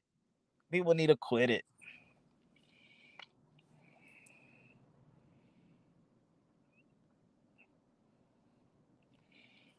But y'all, man, good looking out, man. I appreciate y'all tuning in today. Y'all already know tomorrow. Tomorrow going live. Trying to get a guest tomorrow. 8 p.m. Eastern time. Trying to get a good guest for y'all tomorrow. Probably I'm trying to get Amanda Serrano. Amanda Serrano this week. I'm trying to get Demise Andre this week. I don't know if they probably gonna wait. I'm gonna be in New York. I'm in New York City, so I'm probably gonna get some exclusive clips. During fight week. Um, I want to thank also Erickson Lubin, man. I'm praying that um, he's feeling better today, and it's not as serious. Any broken things in his face and things of that nature. He gave his heart, his soul. He fought very very good. Um, Again, also Fundora, you fought very very good, man. Pray for these fighters, man. It's a very taxing sport. Ryan Garcia, you did awesome yesterday as well, man. Great, great, entertain. Hope to see him back in the ring quicker than you know quicker than anything. Um, Triple G beat Murata, even though great win, unified the titles in the middleweight division. Now we're moving on to this week, a big week for boxing again. Texas again. Texas is lit. You got Earl the True Spins versus Yordanis Ugas. A great fight. And we're gonna be talking about that fight. We're gonna be light hiding that fight throughout the week. So HLD said, I'm not a fan of Garcia, but the illogical hate that came specifically from measuring a stick fight. Oh shit, where'd it go? Hey, yo, your thing just disappeared. Oh, I got it. For measuring a stick fight on Saturday, it's crazy. I find myself defending him. Yo, you know why, HLD? Because the crazy is getting out of hand, bro. The hate is not making sense. You know what I'm saying? That's what it is. It's almost how I felt with you know what I'm saying? I'm a Deontay Wilder fan, right? But I understood that the excuses turned me off as a fan, bro. I got mad as a fan. Come on, Deontay Wilder. I never saw you like that. I never thought that you had the capability to have these type of excuses. Nah, come on, Wilder. Come on, man. But you know what? When the whole world jumps on you, I see, even when in the streets, in the hood, I hate to see another person getting jumped. I hate to see that shit. That shit happens in boxing. Look at Jamal Charlo. Everybody jump. I mean, like, oh, come on, that's it, man. You think Jamal Charlo could do whatever he wants to do? No, he has to do what Al, PBC, or whoever put in front of him. You know what I'm saying? It is what it is. People don't want to see that. I mean, people don't want to understand that, but it is what it is. That's the nature of the business. Lubin is a great warrior and respect. Yeah. Great warrior, man. Just hope that he's doing well. And I hope that he does get a legitimate shot when he gets back inside in the ring, because he did fight four straight title eliminator, and I don't feel like he should move backwards and needs like 5 more fights to get back into title contentions. I think Fundora could fight Tony Harrison. I could see a Lubin versus Tony Harrison. Shout out to Kevin Cunningham. You did a wonderful job, wonderful stoppage. Thank you for thinking about, he's a prestige trainer, one of the most respected trainers in boxing. He did a good job in the corner. Barbershop conversation saying Fundora tampered with his hand wraps and didn't get tested. That's where the problem. Again, man, it's not about boxing, man. Now they saying Fundora cheated. Sick. That's how they take away people's. Come on, man. But that's what I mean, man. These platforms, man, everything possible just to destroy our sport. Punch, you think this, but a lot of miles on Lubin, his KO he got from Jamal. Well, he's only 20. Well, he's only 24, 25 years old, right? Lubin is what, 25, 26 years old. He's still young. You know what I'm saying? Now he's actually heading into his prime. You know what I'm saying? Lubin is good. Yo, so it's hard. Think about this. Even though, look, he fought his heart out, right? He did good. People could have had it a draw going into that 9th round. Some people could have had it up for Lubin going into that 9th round, or vice versa. But let's be real. Let's be honest. How many sparring partners? Think about this just for a minute. How many sparring partners could you hire to mimic Sebastian Fundora? How many sparring partners can you hire to mimic him? Even when I asked him the question, he said he got some tall sparring partners, but to be tall, skinny, throwing punches in the inside like that, because mostly if you that tall, you know what I'm saying, skinny like that, you like to throw punches, like to throw the jab. Fundora likes to get into the inside, so that's very, very hard to prepare for, to be honest. And I no excuses for Erickson Lubin, because I know that they'll do a wonderful job, and Kevin Cunningham will bring in the type of bodies that you need to prepare his fighters. I trust Kevin Cunningham 100% in preparation. But how many fighters, how many people do you know you could hire as a sparring partner to prepare for Fundora? So even though that you're going inside training camp 10 to 8 weeks to prepare for Fundora, let's be real. Your real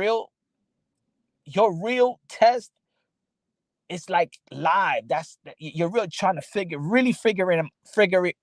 him out in the fight. What's good, Cali? What's good, Cali?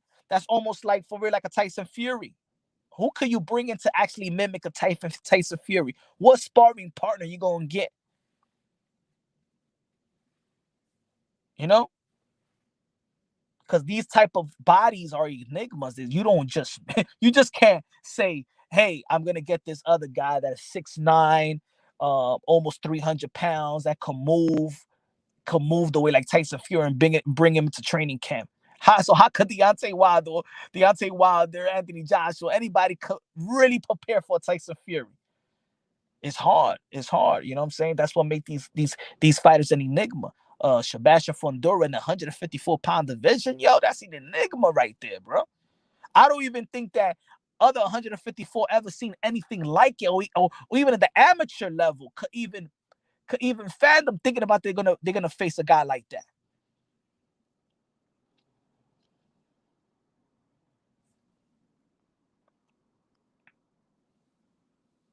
That's why the greats adjust on the spot. It is, but that doesn't mean it's difficult. And the greats will tell you that their hardest fights were fighters that the fans wouldn't even respect.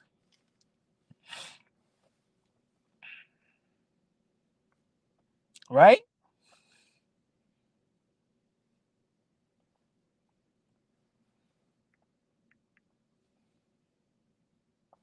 Hold on. Give me a second. Give me a second, y'all. Give me a second. Give me a second. Give me a second.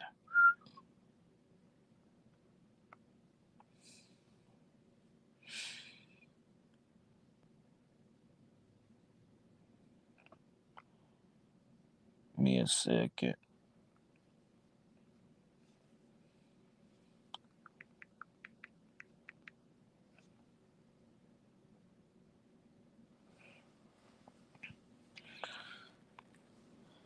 Jay on the house. Punch, are you drunk? Yo, Easy Dimes, I'm telling you be weird, bro. You be coming with some weird comments, bro, out of nowhere. What I'm saying is, what's good, Con? What's good, Con? To prepare for Fundora, must light spar with a tall heavyweight. But look at this HLD, a tall, skinny heavyweight. Because even Fundora is a guy that likes to fight on the inside, so his punches is gonna come quicker. He's gonna throw more punches. See, heavyweights don't throw a lot of punches. Heavyweights don't throw a lot of punches. So Fundora throws a lot of punches. It's coming from weird angles. It's crazy. Even when Lubin was trying to chop him down, yo, Lubin was like swinging hard, like hooks, like swinging way up. You know what I'm saying? That shit looked funny. That shit looked like Rocky versus Drago. That shit like Rocky versus Drago, where he was knocking down, chopping the Russian. But what I'm saying is, even great fighters that could adjust, great fighters, if you listen to a lot of these great fighters will tell you that their hardest matchup was guys that people consider them great. Who was Muhammad Ali's toughest fight?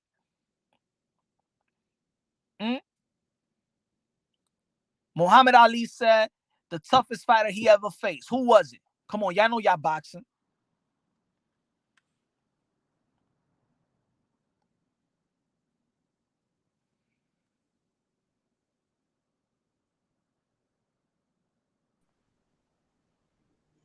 Yep.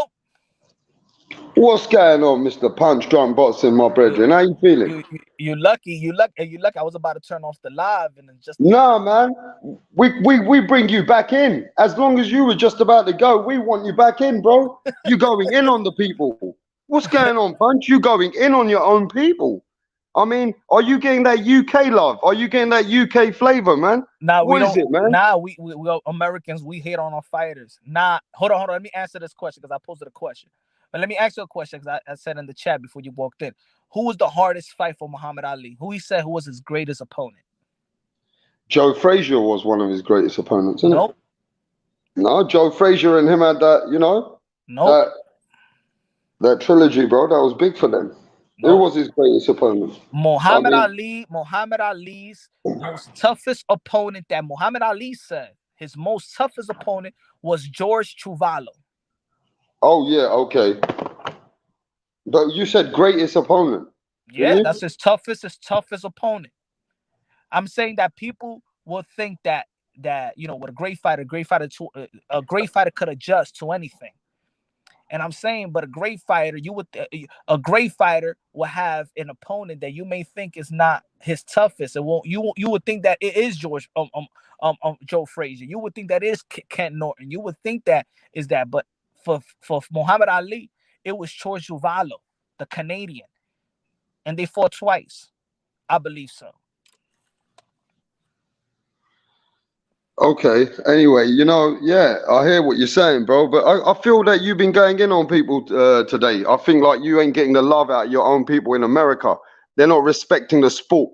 as what the sport is, the fundamentals of the sport, what it takes for a fighter to grow to become a boxer. You know, I think that people have lost that self-respect for themselves when they downplay their own fight in America. I mean, you know, if Ryan Garcia was British, bruv, I'll be honest with you, we'd be singing the Ryan Garcia song fucking every time. You know, we'd be standing behind Ryan Garcia. At the end of the day, I think it's just a culture difference here. The American culture have got too much dividance and too much hate between themselves, bro, that they're hating on boxing. Is that how you're feeling? It is what it is, man. The proof is in the pudding, man. We just hate on every American fighter. We hate on Ryan Garcia, Teofimo Lopez, Devin Haney, the Charlo brothers, Demetrius Andre, Deontay Wilder. We just hate on we hate all our fighters. We don't appreciate them, no support them. We hate on Bud Crawford. We say that he hasn't fought anybody. We say that he has the weakest, undisputed, Earl Spence. We don't respect them. We call Danny Garcia Cherryville when he was beating up, when he beat up Amir Khan, Lucas Matisse, Lamont Peterson. And look at his resume. We call him a cherry picker. We don't like nobody. We hate everybody, bro. We hate everybody. Wow. And this is why in the UK and Ireland, they cheer so much. They have a great time. They have a sing-along. It's like they can't wait to buy the ticket. They can't wait to see something special. They want to praise it. They want to see great things. They expected to see something great. They expected to see something good. They expected to see warriors. In America, we just waiting to see something bad. We want to see the downfall. Even if you have a if you beat up a guy every single round in an entertaining way, we're like, nah. He didn't use his jab. He's nah.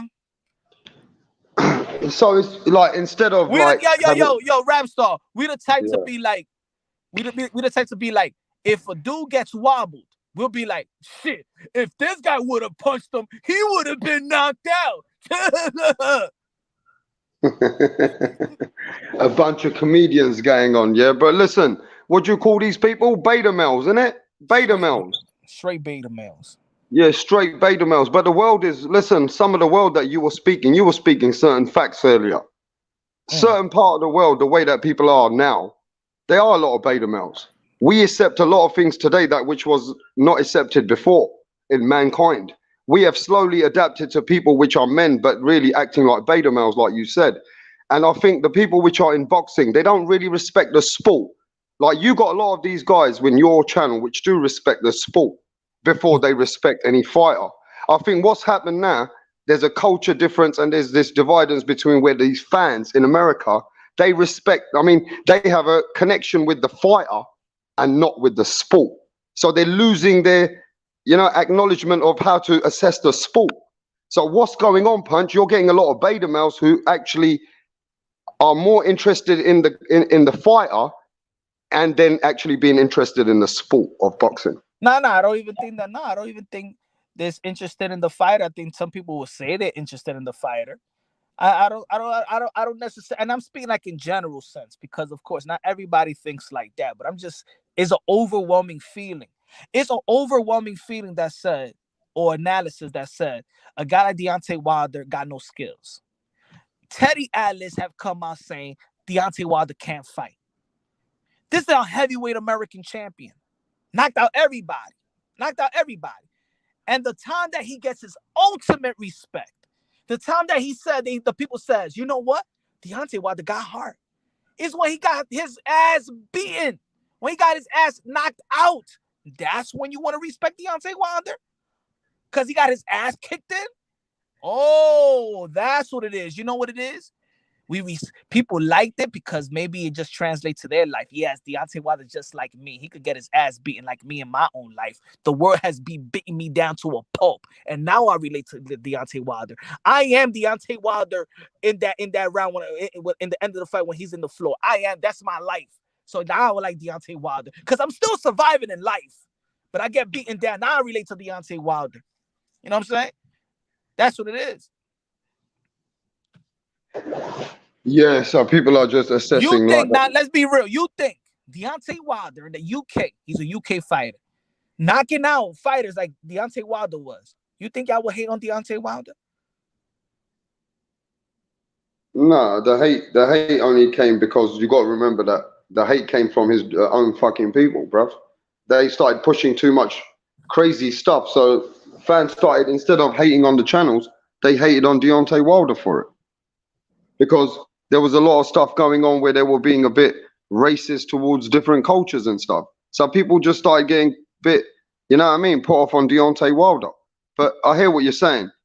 You can't disrespect Deontay Wilder as a warrior, and first and foremost for what he does in the sport.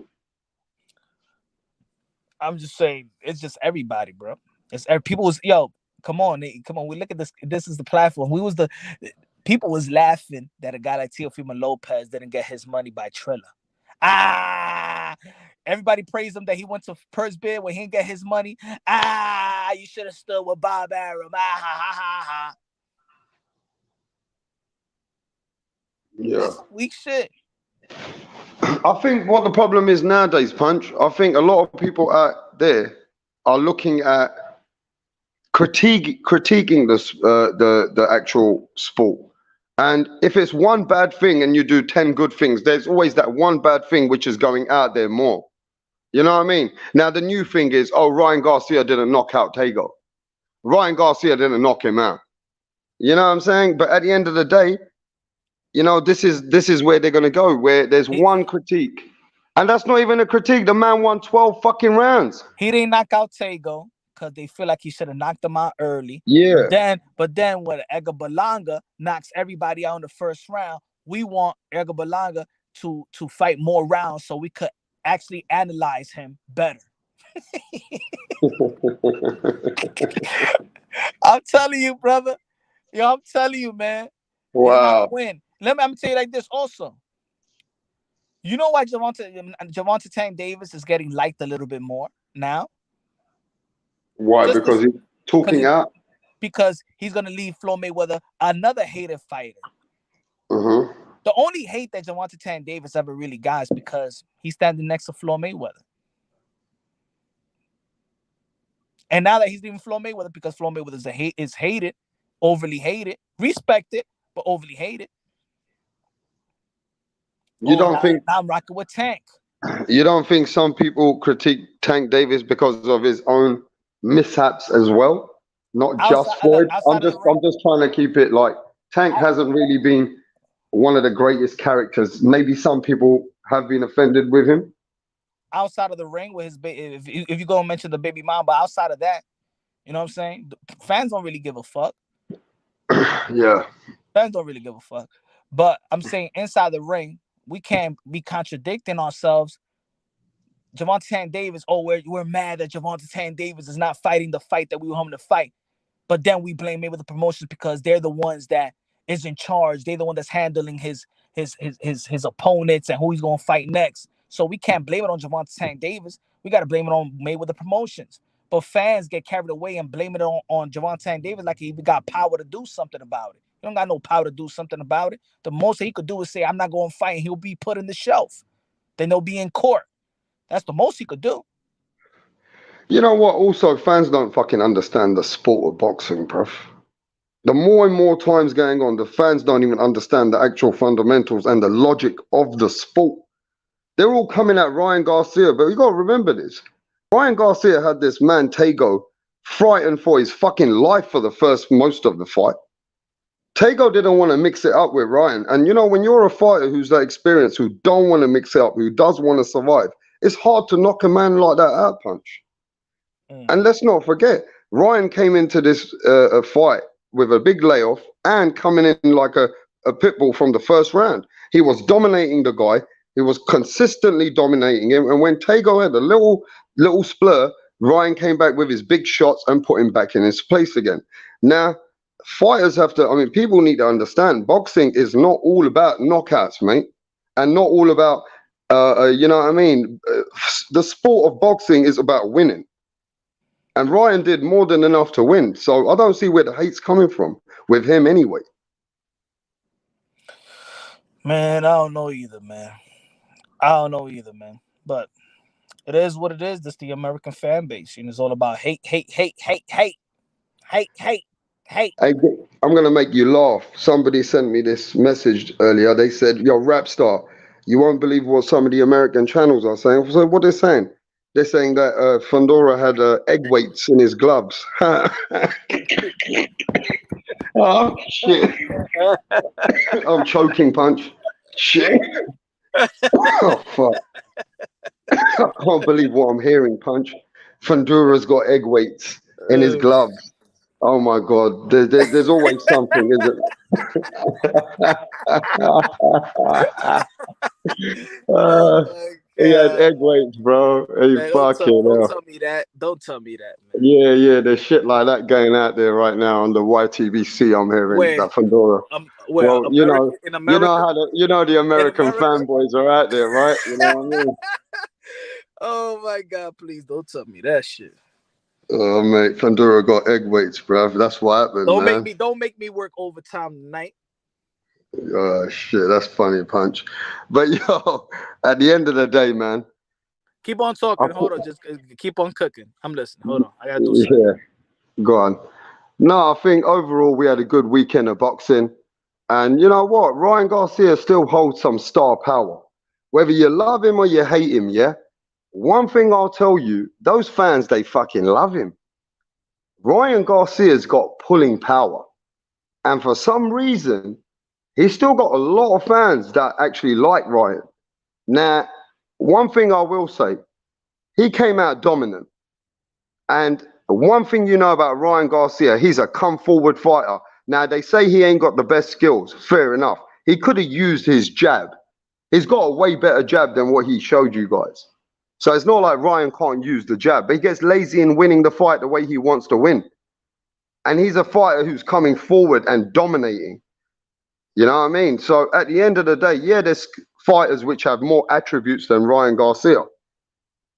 But one thing Ryan has, he has this determination and power, and he's got a granite chin. And he might not have the skills like the Devin Haney's and stuff like that, yeah? But I'll tell you what he has. You know what Mike Tyson said, didn't they, Punch? Most of the greats have said this. You all got a game plan. You might be more skilled than me. But until you get punched by Mike Tyson or punched by a guy who's harder puncher than you, then your game plan changes. Your game A becomes game B. You know what I mean? Ryan's got enough, I'll say Ryan's got enough strength. If he uses his punches accurately and uses his jab a bit more wisely, yeah? I'll say Ryan's got enough strength to put a lot of people out of their game plan.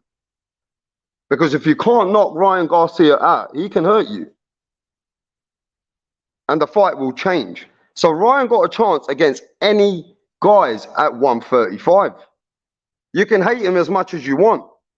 But this kid can still be learning. He's only a young kid. So I believe you can hate this kid as much as you want, to some of these haters out there. But Ryan Garcia, he can become a great, actually. You never know. He might become a world champion, or he can become a unified champion. The kid's got potential, and he's got a lot of heart. And one thing about Ryan Garcia, he don't do no stinky leg or nothing. I've seen Ryan go down, but I've seen Ryan come back up like a ghost. You know what I'm saying? So I think, Ryan's got a bright future if he can stay in the game, behind the scenes. If he can stay true to the game of boxing, Ryan Garcia is a threat for anybody. Let me tell you something, ladies and gentlemen. I've been watching boxing as a kid. Ryan Garcia can beat George Kambosos. Do you hear what I'm saying, Joe? Ryan Garcia can beat the #1 lightweight of the world. If Ryan Garcia stays true to the game, Ryan can beat George Kambosos. Ryan got more power than George Kambosos. He's got more reach. He's bigger. Now, George has got more work rate. George is a fighter who keeps the pace going. But I'll tell you this now. If George can't deal with Ryan's power, George is in trouble. Ryan Garcia can beat the #1 lightweight of the world if he stays to the game now. If he stays true to the game. Hey, let's not even forget this, people. Devin Haney's a great fighter, yeah, but Ryan Garcia has also beaten Devin Haney multiple times in the amateurs. And yes, Devin Haney has beaten Ryan Garcia as well. Devin Haney has beaten Ryan Garcia as well. But let's not forget, Ryan Garcia's got enough wins on Devin Haney in the amateurs that Ryan's got fun, you know what I mean? A big foundation in boxing. Now, I know that he's got some flaws. He gets hit. We're not saying that Ryan's got good defensive skills because he's not that kind of fighter.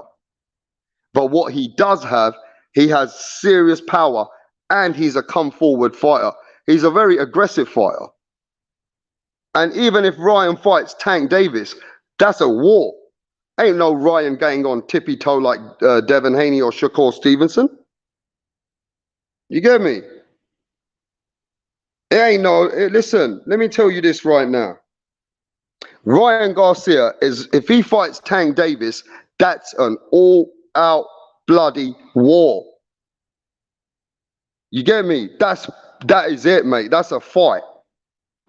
There ain't no Ryan Garcia doing no tippy toe running around the ring. He's actually such an exciting fighter. You guys in America should be lucky that you got a fighter like Ryan who's willing to bring it and willing to mix it up. You get me, Punch? Facts. Now, let me tell you this, Punch. If Ryan fights Tank Davis, that's one of the most exciting fights you'll ever see in the world because Ryan's coming for Tank and Tank's coming for Ryan.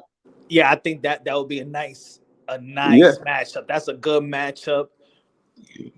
I think, and I think both of them have probably the same type of mindset.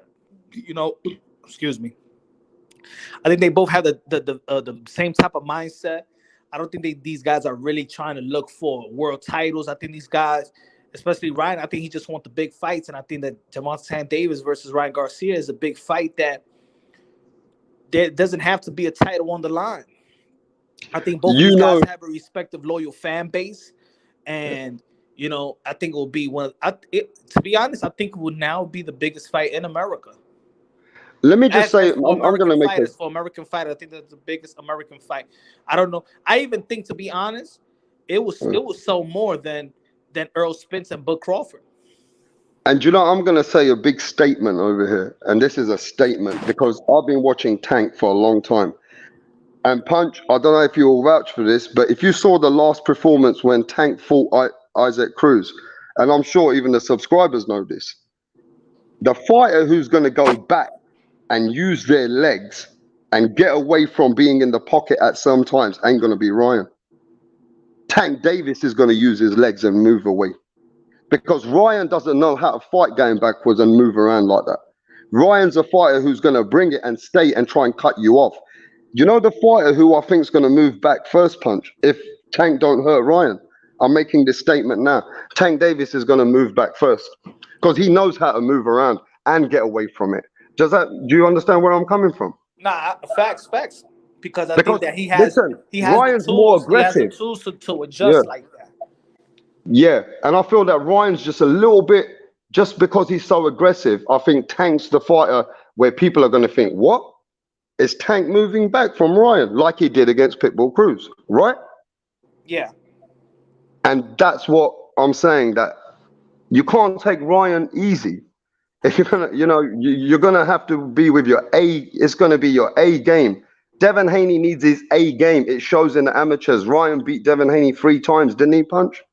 Both of them beat each other 3 times. Right, and Devin Haney beat Ryan 3 times. So you got to be on your A game. Even if you've got the skills like a Ryan, like a Shakur Stevenson, you have to be on your A game to beat the kid. That's how I see the kid. I think after a long layoff, he's got the skills, and he might not have the skills like the Haneys and the Shakurs, but one thing with Ryan, if you ain't on your game, you could lose. He'll hurt you. Yeah, I think that goes for both of them. I think it's a good even matchup. I think the question will be if it's going to be happening in 135 or 140. Ryan Garcia did look good in 140. He didn't knock out Emmanuel Tagu, but we saw that. You know what impressed me a lot though is that the way that he was fighting for 12 rounds straight, almost like he didn't take a break, bro. He was going, look, and everybody knows that ever even try to lace them up. When you throw in power punches after power punches, that right there, it kills your energy. And he did Yeah, it consistently all day yeah. long. He didn't take no rounds off. You know, sometimes fighters that's up by a lot of points, you know, they take their rounds off. He didn't even take a round off. That so right there impressed me that his stamina is up to par. His stamina was up to par for a guy that was moving around like that. Um, I just think that a Tank Davis and Ryan Garcia is. I think it should happen sooner than later. I think they should just work on this fight now. After let's see if Javante Davis actually beat Rolly, which you never know what happens. I got Javante Davis beating Rolly, but shit, you never know. I don't know where his motivation is at though. You know what I'm saying? Where I think that's the only thing that I could think that if I think negative, that's the only thing that probably I'll think about is Javante Davis actually motivated to go into training camp to train to fight a Rolly Romero. You know what I'm saying? Now Somebody that looking he from the outside, yeah, sorry. go ahead, Now go ahead. looking from the outside in, Ryan Garcia looks like he can pull big fan base. He looks like when he came in the ring, listen, bruv, it looked like boosted. It looked like a star's coming in the ring. You know what I'm saying? Ryan looks like he attracts those kind of fans. Now with Ryan and Tank, I think Ryan's also got a major fan base. I think this is a 50-50 all the way included fans. I think they both are big attractions. And I don't want to sound bad. It looks like this to me that Ryan Garcia and Tank Davis is the biggest fight in the lightweight division, hands down, behind anybody else. Just in star attraction, pay-per-view, numbers. I might be wrong, but I think it's bigger than Loma and Haney and even Loma and Cambosis. What do you think? As in like money-wise, not in legacy-wise, not in Tank is the medals. biggest. Tank. Now I'm not gonna say the biggest fight. I think that Tank versus Ryan Garcia is the most lucrative American fight. I think it will make more money. I think it will sell more pay-per-views than Earl Spence and Bud Crawford. The most important fight, even of all the boxing, I would believe, is Earl Spence versus Bud Crawford. If, of course, Earl Spence beat you, Dennis Ugas, that would be the most accomplishable fight. That would be the fight that the fans been waiting for. But if you add in, and let's say that Javante Davis actually signs back with Mayweather Promotion, which I really don't want. But let's just say he signs back with Mayweather Promotions, and they actually do this deal with Golden Boy Promotion, then it's Ryan Garcia versus Tank Davis, with Oscar De La Hoya going at it with Mayweather, because you know Mayweather, he's gonna promote this shit. This I think he's not promoting the Tank now, but that fight he will get on his promotional bag of tricks.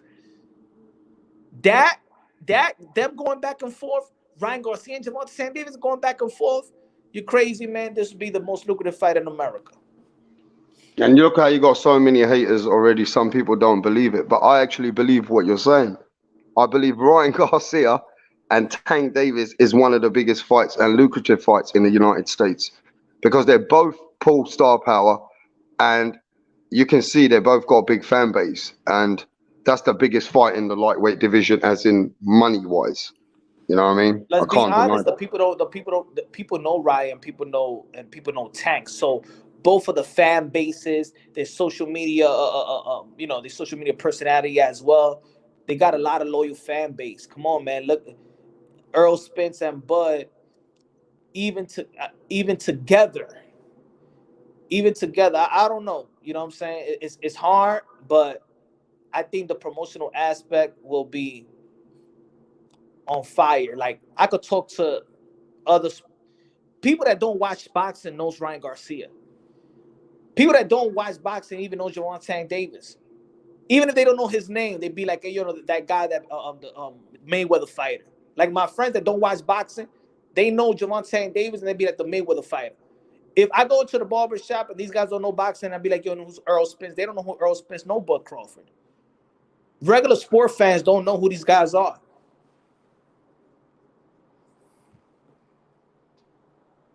Okay. So I think it will sell. I think it would be more lucrative. It's not a bigger fight, but it'll be more lucrative.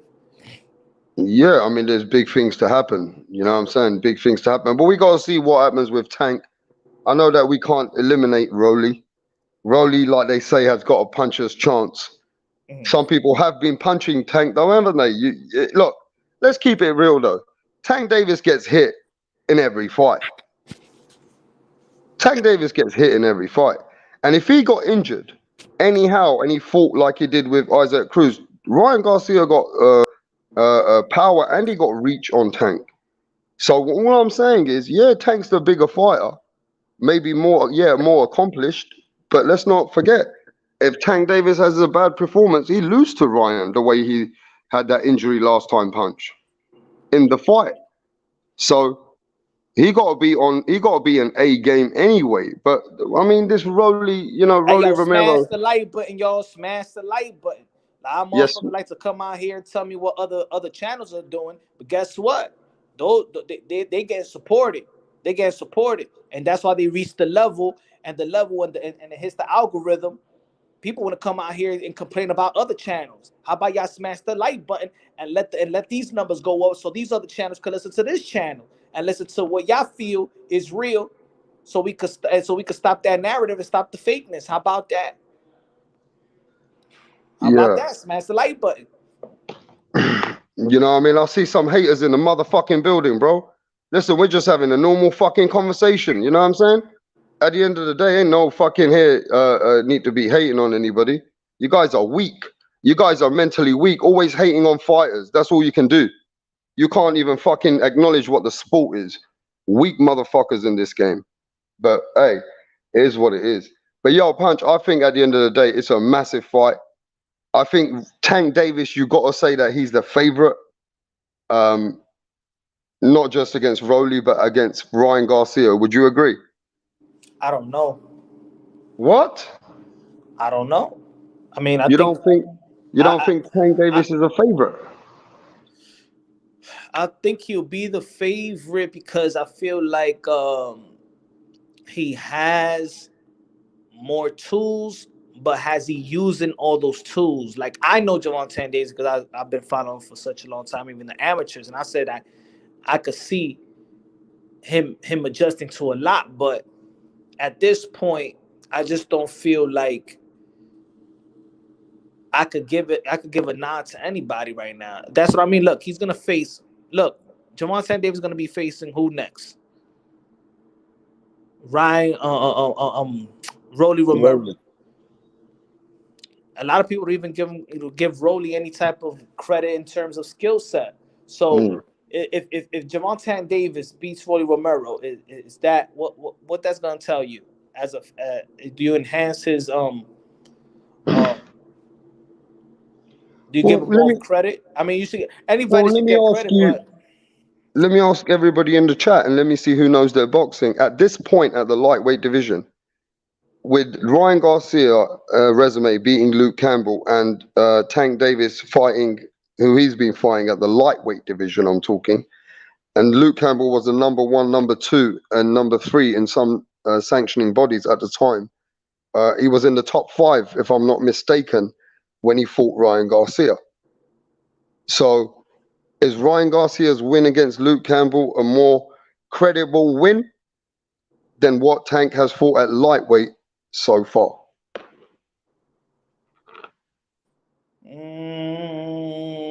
maybe just maybe the same. Maybe the same. Good looking out. Good looking out. I appreciate that. Luano, smash the like button. Support our brother. Yes, yes, yes. Gracias, gracias. Appreciate the love. Appreciate the love. So some people are saying yes, yes. Some people saying it's equal. You'd say Yeah, it's for me, equal. it's like, yeah, it's equal. I don't think that nobody is really over, the in terms of opponents. Um, of course, I think Javante Davis has better opponents. You know what I'm saying? Even with the Leo Santa Cruz, of course, he got more of experience. Leo Santa Cruz It was an elite fighter in a lot of people's eyes in terms of skill set, the things that he accomplished. But you know, I don't know how much. It's an even fight. It's an even fight. I think it's an even fight right now. Now, in terms of who you think who got the better skill set, who could adjust better. Like you said, the last fight we see Javante Davis use his legs, so Yeah, we could see that he could adjust. Could Ryan Garcia adjust? Now we saw that he got put down by Luke Campbell, and then he came right back and beat Luke Campbell with a body shot, and retired Luke Campbell for good. So we know the mm, legitimate of his power is real. We know the legitimate power of the power for Javante Davis is all the way real. So, yeah, they got legit power. Both of them got legit speed. Nobody questioned their speed, their power.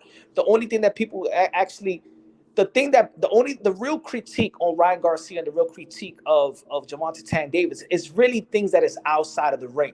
His mental state, Javante Tan Davis, hard work or dedication to the game.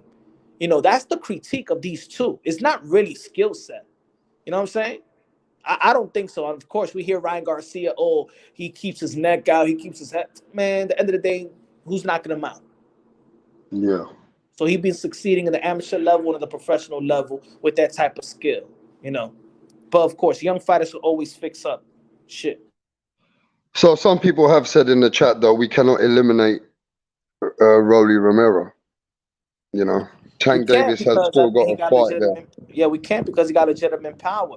When we're talking about skill set, we could see there's levels. There's levels to this game. But also, we never know what could happen. We already spoke about that on the last live show. Triple X with a super chat. Good looking now, man. Down goes the dream on Cambosa's right hand. June 5th, Team Cambosa against the odds again. George will perform June 5th. I have another signature fight. Okay, George Cambosa, Australia, Greeks in the building, Australia in the building. Let's go. Okay, good looking Hey, out, Triple X. hey, you can't mess around with the Kangaroo City right now, bro. The Kangaroo City are fucking doing it, man. You know what I'm saying? And Epity Magic in the building. Up to this point, what has Tank done more than Rolly opponent skill wise? Ooh. oh, Up to this point, what has Tank done more than Rolly opponent skills wise? Meaning he's just been knocking people out, the same thing that Rolly been doing. yeah, I mean, Tank Davis still was outboxing Gamboa, wasn't he? He was getting punched up too, though, HLD until he says stopped. Tank has outboxed but saved by his power. When has Garcia been outboxed? Never.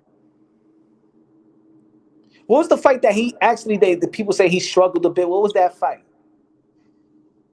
What was that fight? The only fight I see that Ryan struggled was in Luke Campbell. No, no, no, no. I know, but it was another fight before that.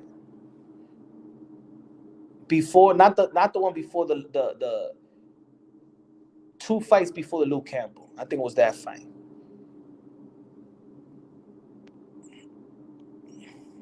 10 was good. Now you ain't missed nothing. Just a bunch of the American fan base always hating on American fighters like Ryan Garcia. A lot of people been waiting for Ryan Garcia to shut up, get off the social media, get his mind right, and then when he fights and go whole 12 rounds, trying to knock this dude out, knock him in the second round, wobbled him. He was surviving in the 10th round, and people still mad at Ryan Garcia, still hating on him. So I really don't want people. What do people want? That's what I said the other time. Remember that live show that I said? I think that what people want is to drive Ryan Garcia to walk in a cliff and then jump himself and kill himself. I think that's what they want because I just don't get it. I don't want. What do people want from this guy? At this point, the pullout, the social media. Y'all want him to fight, he fight. What do y'all want from this guy? To the point where you hate him, you hate him, you hate him, you hate him. What do you want? Let me ask people a question right quick. Let me ask people a question. Is Javante Tank Davis just right? Yes or no? Let's count him. Let's count him, rap. Is Javante Tank Davis on your pound for pound list? Yes or no?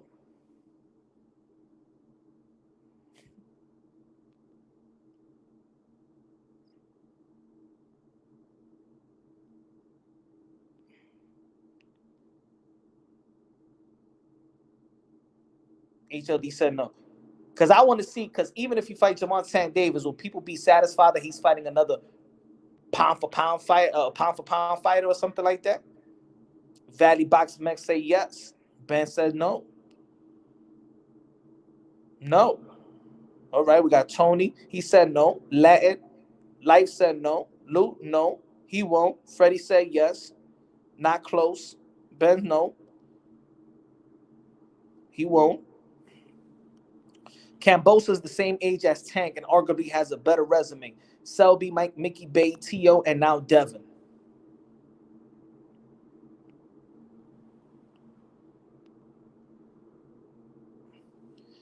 General said, we want him to fight the fights should be fighting, that he should be fighting. Is it hard punch? I think we all want every fighter to fight the fight that we want. That doesn't mean you hate him until he fight the fight that you want. That's what I'm saying. Fighting one fight does not make your whole legacy. You know what I'm saying? I don't expect Keyshawn Davis right now, even though that he got skill set in 135 pound, to fight Ryan Garcia or fight Javante Tank Davis, even though that he's a silver medalist. I don't expect that. I will not give him credit until he fights the fight. See, I'm not that type of fan. I will enjoy the journey. And I will give and I will hold the promoters accountable. I will hold the promoters accountable for not getting those fights done.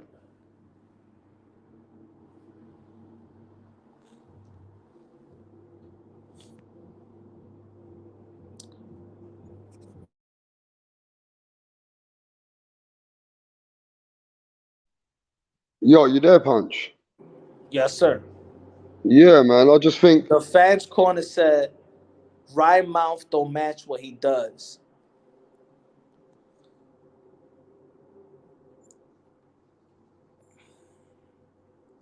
So we hating what he's saying that doesn't match what he does. That's why he said I'm not calling out nobody because you know what I'm saying. It's not realistic. You could call out anybody. That doesn't mean you're gonna fight him.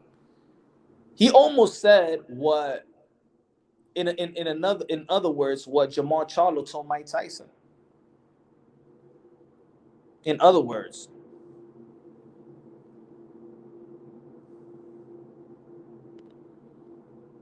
Pablisi said you can't call out boxers and then say, nah, that's not realistic. It's not mature.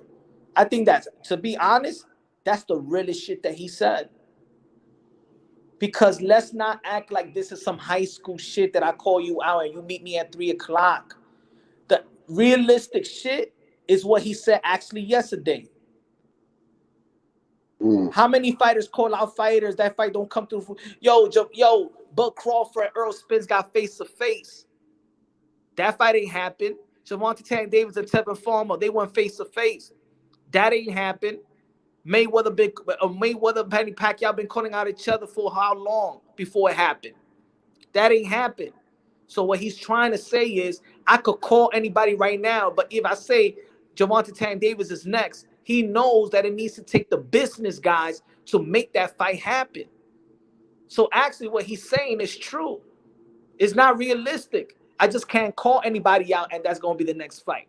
Demetrius Andre crashed Jamal Charlo's press conference. Did he get that fight? Did he get the Triple G fight when he went to the side of the ring? Did he get the Canelo fight when he went to the when he crashed his post fight conference? That's the real shit. People got to stop thinking that boxing is this high school shit. I meet you at 3:00. I called you out, and if you don't fight me now, you a pussy. That's not boxing. Call-outs don't get you no fights in boxing. That's just a way that hypes the fans, but it gets you no fight. Call-outs get you no fights in boxing. That's the real shit. actually it gets you slandered now. Because last time when he called out people and it didn't happen, he got slandered for it. And that's what I'm saying. The last time he called out people, he called Javante Tank Davis. That fight ain't happened. He called Devin Haney before. These guys been calling each other before. And they get slandered like you just said for it. Absolutely true. And then when they don't call nobody out, then it's a problem. When Jamal Charlo ain't want to call nobody out in front of Mike Tyson, oh, it's a problem. But when he's calling out these fighters, oh, you don't want to fight them. Yo, make up your mind. Make up your mind, man. That's all I'm asking. What do you want from these fighters, man? He was asked if I, man, he gonna fight these guys, man. They fight whoever they put in front of them. Fighters fight whoever they put in front of them. You know who's they? That's why this is why I was I'm mad. See, I was tight because Triple G didn't fight the fighters that I want him to fight. But guess what? Even people, look at my comment box. You hating Punch, you hating on Triple G, you hating. You see, I don't get what I want. The fighter that I want him to fight, Triple G, they ain't get the fight. You know what I'm saying? It is his business. And fans don't dictate the fights, nor the fighters could dictate the fights. Unless if you empower power precision. And there's only like 4 people in power precision in the sport of boxing. Probably minus that. Canelo, Anthony Joshua, Tyson Fury, Triple G with the zone. Those people is in power precision. I think if Errol Spence beats August, he becomes in power position. He can Egg make in the fights. building, good looking now. He said, punch the last row YouTuber. Ryan doing it right. Thank you, Egg. I appreciate that, my brother.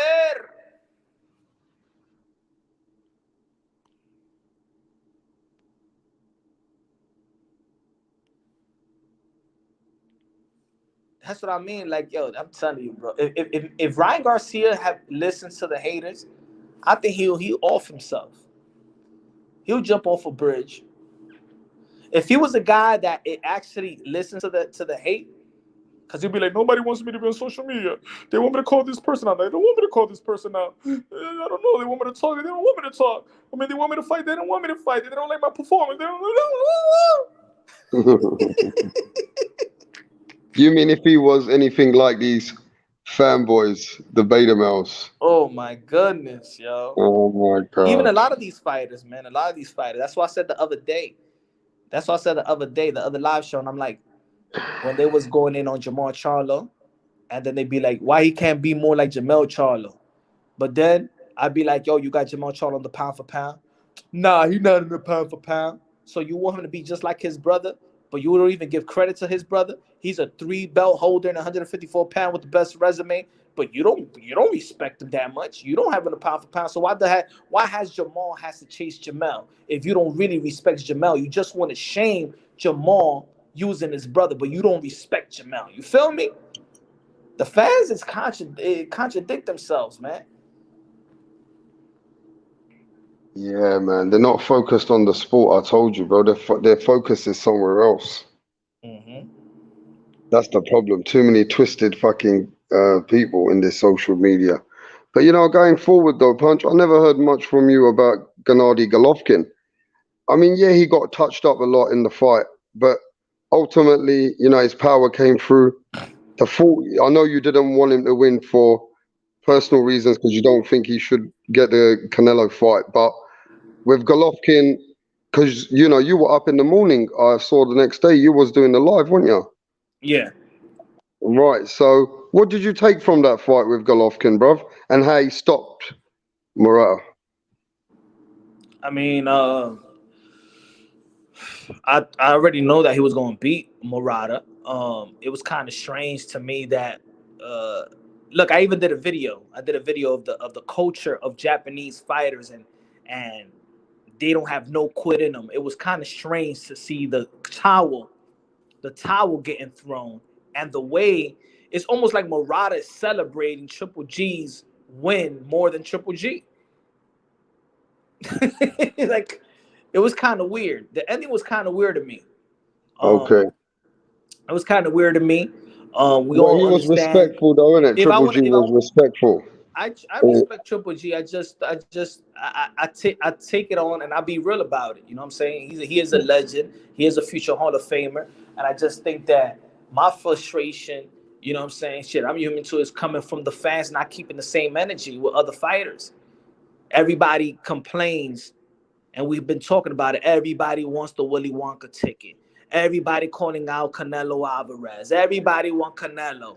Why does Jamal got to do it? Demetrius got to do it. David Benavidez got to do something. Everybody got to do something. But Triple G could sit on his ass. Could sit on his ass even after the Canelo fight, not do nothing much, and then he gets the trilogy, and I gotta praise that. While I've been saying that I want the middleweight division to actually fight unification bouts, yeah, it was a unification bout with Murata, but Murata got handed the belt, and just like people like to criticize Devin Haney and Jamal Charlo for getting handed the belt, ain't nobody was on Murata's case for handing the belt. Ain't nobody's going at Triple G saying, well, he's fighting the less of all champions the way they criticize Canelo Alvarez. So why does Triple G get this pass and nobody else gets the same pass he get? Even Canelo Alvarez, he gets critiqued, bro. He fights the less of all champions. Well, Triple G has fought the less of all champions, and he's getting praise and he gets flowers. You know what I'm saying? So I just want people to keep the same energy. That's all. Yeah, I get you. But for a 40-year-old man, he's still a bit of a beast. You know what I mean? He reminds me of one of them older pit bulls who just shrugs it off. No matter when he's getting punched right, he just shrugs it off. And then he comes back. And he's still got something to offer. Now, I don't know if he's got enough to offer where he's going to trouble Canelo Alvarez, bruv. I mean, Man, he he's gonna an kick his older ass, version bro. of himself.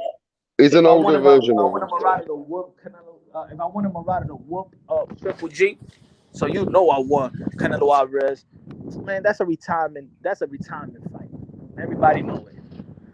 Everybody know it. You don't think he can hurt Canelo? Nope, that's a retirement fight. Everybody's seen what's gonna happen to Triple G. Everybody's seen that. That's a retirement fight.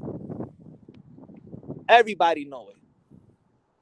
And that's why I'd rather see. So if Canelo Alvarez beat Bivol in Cinco de Mayo, and Yeah.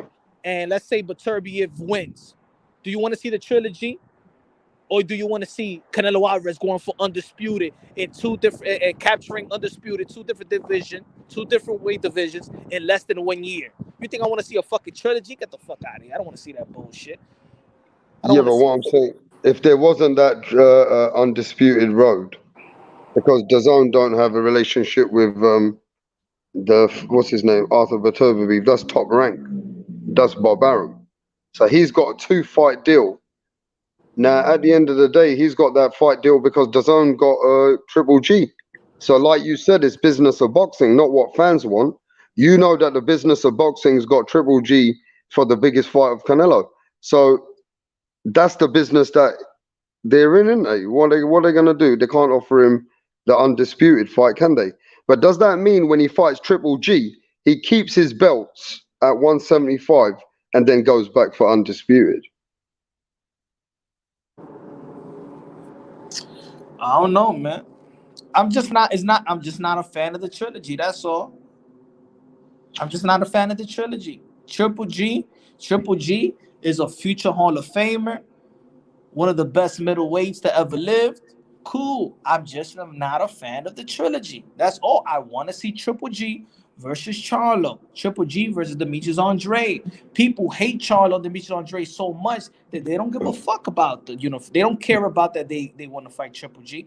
It's not a. It's just that it's not it's just a hate. It's a hate. They just rather hate on them all day. But when I say, what about Demetrius Andre and Triple G? Andre hasn't done nothing. All right, so let them not do nothing, and you keep on complaining. How about calling for that type of fight and holding the A side accountable for making these fights, just like we hold another A side. I totally agree with you on that. That Triple G and Demetrius Andrade, and even one of the Charlo brothers, the older one, Jamal Charlo, should have been mixing it up anyway, instead of waiting on the bench line for Canelo Alvarez. You get me? But to be fair with you here in Triple G's argument, when Triple G fought Canelo Alvarez in the first fight, when it was a draw, that fight which was a draw, Triple G was a pound for pound fighter. And if Triple G had won that fight, he would have become the pound for pound guy. Now, he had a lot of people saying that that draw, a lot of people said that Triple G won that fight.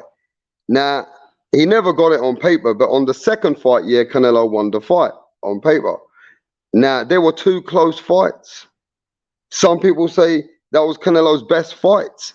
So is it unfair on Triple G as well that if he had won that fight, which was the first fight, what was a draw, Triple G would have been the household man. He would have been the Canelo Alvarez, bro. So at the end of the day, it didn't go like that. It was a draw. Canelo won. But they were close fights, Punch. They weren't like these fights like Billy Joe Saunders. Can I finish? They weren't like Billy Joe Saunders, Caleb Smith. They weren't knockouts like Caleb Plant, scared. You know what I mean? When Canelo makes you scared in the ring now. And these were bigger guys than Triple G. And Triple G is smaller than Caleb Smith, Billy Joe Saunders, and Caleb Plant. And he gave Canelo Alvarez one of his biggest tests. Do you agree, though? What do people expect when it's best fighting the best? Let me ask you that question. When it's the best fight in the best, what do you expect? A good fight. Do you expect a good fight, a close fight? Do you expect a whitewash? Do you expect a guy to win 8 rounds to 4, 7 rounds to 3? I mean, seven. What is it? 7 rounds to 5. What do you expect? What type of, if it's the best fight in the best, pound for pound versus pound for pound, what do you expect? I expect it to be a close fight if it's the number 1, number 2 guy. But I will say this, that after Gennady Golovkin, Canelo Alvarez has been walking through every top guy and every champion he has been dealing with and stopping them. So for me, Triple G is the man who gave Canelo his first, not first, I mean, Canelo did, fought Danny Jacobs. Yeah, that was a bit close. But, Canelo was dominant in that fight. But with Triple G made Canelo look normal. Okay, but why? Why? Because the question I just posed. It's close. These guys are pound for pound fighter. Is the 1 versus 2. Triple G, the first fight, I think he's number 1. He's the guy at middleweight. So we're expecting, if we know boxing, we're expecting a hard fight, a physical chess match between a pound for pound versus another pound for pound. The 1 and 2, A1, A2, however you want to call it. That's what I expect. A close, hard fight. That's what I expect.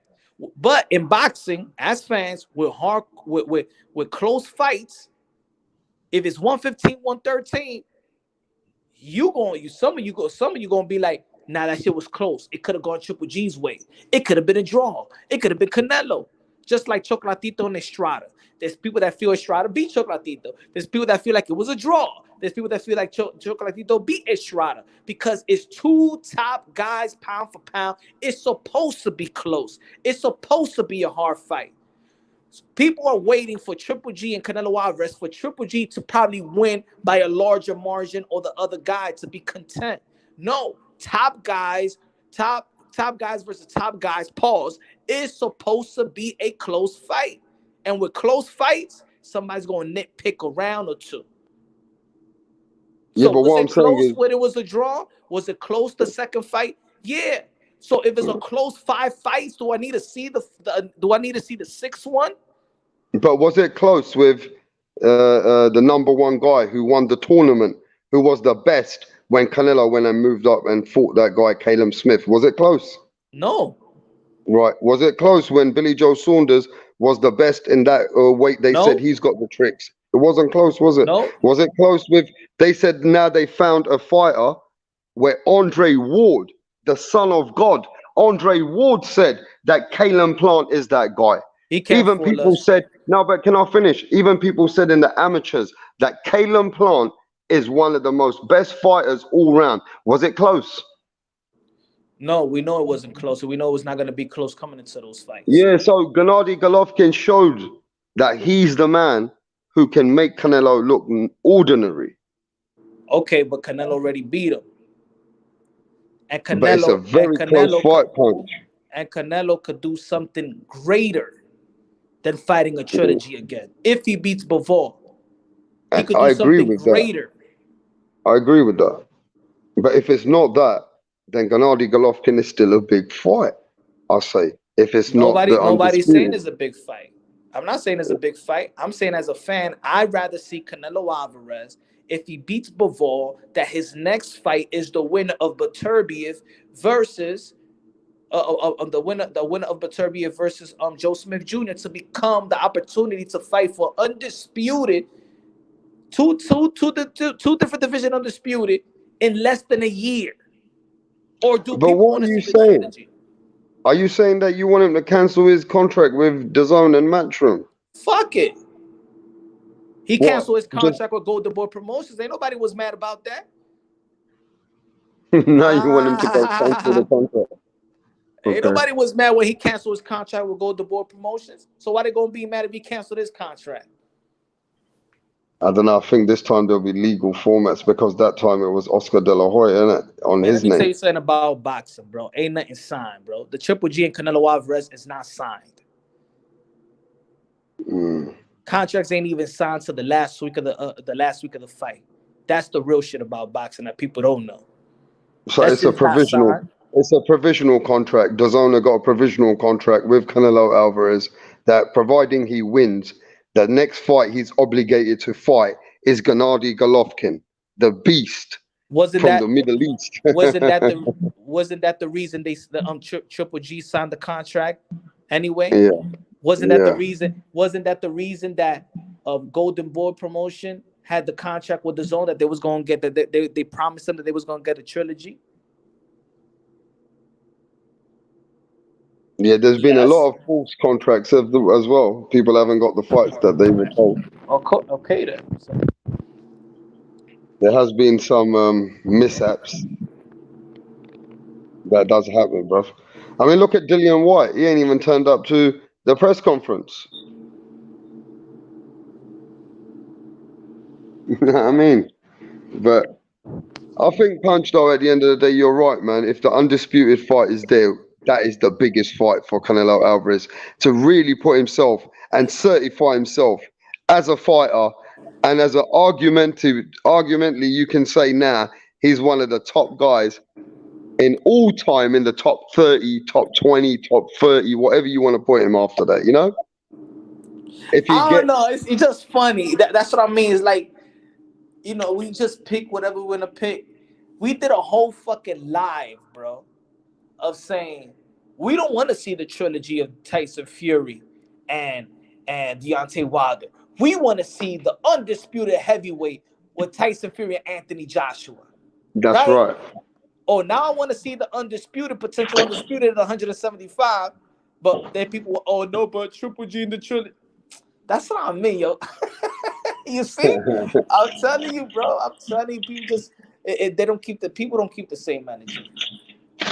They don't keep the same energy.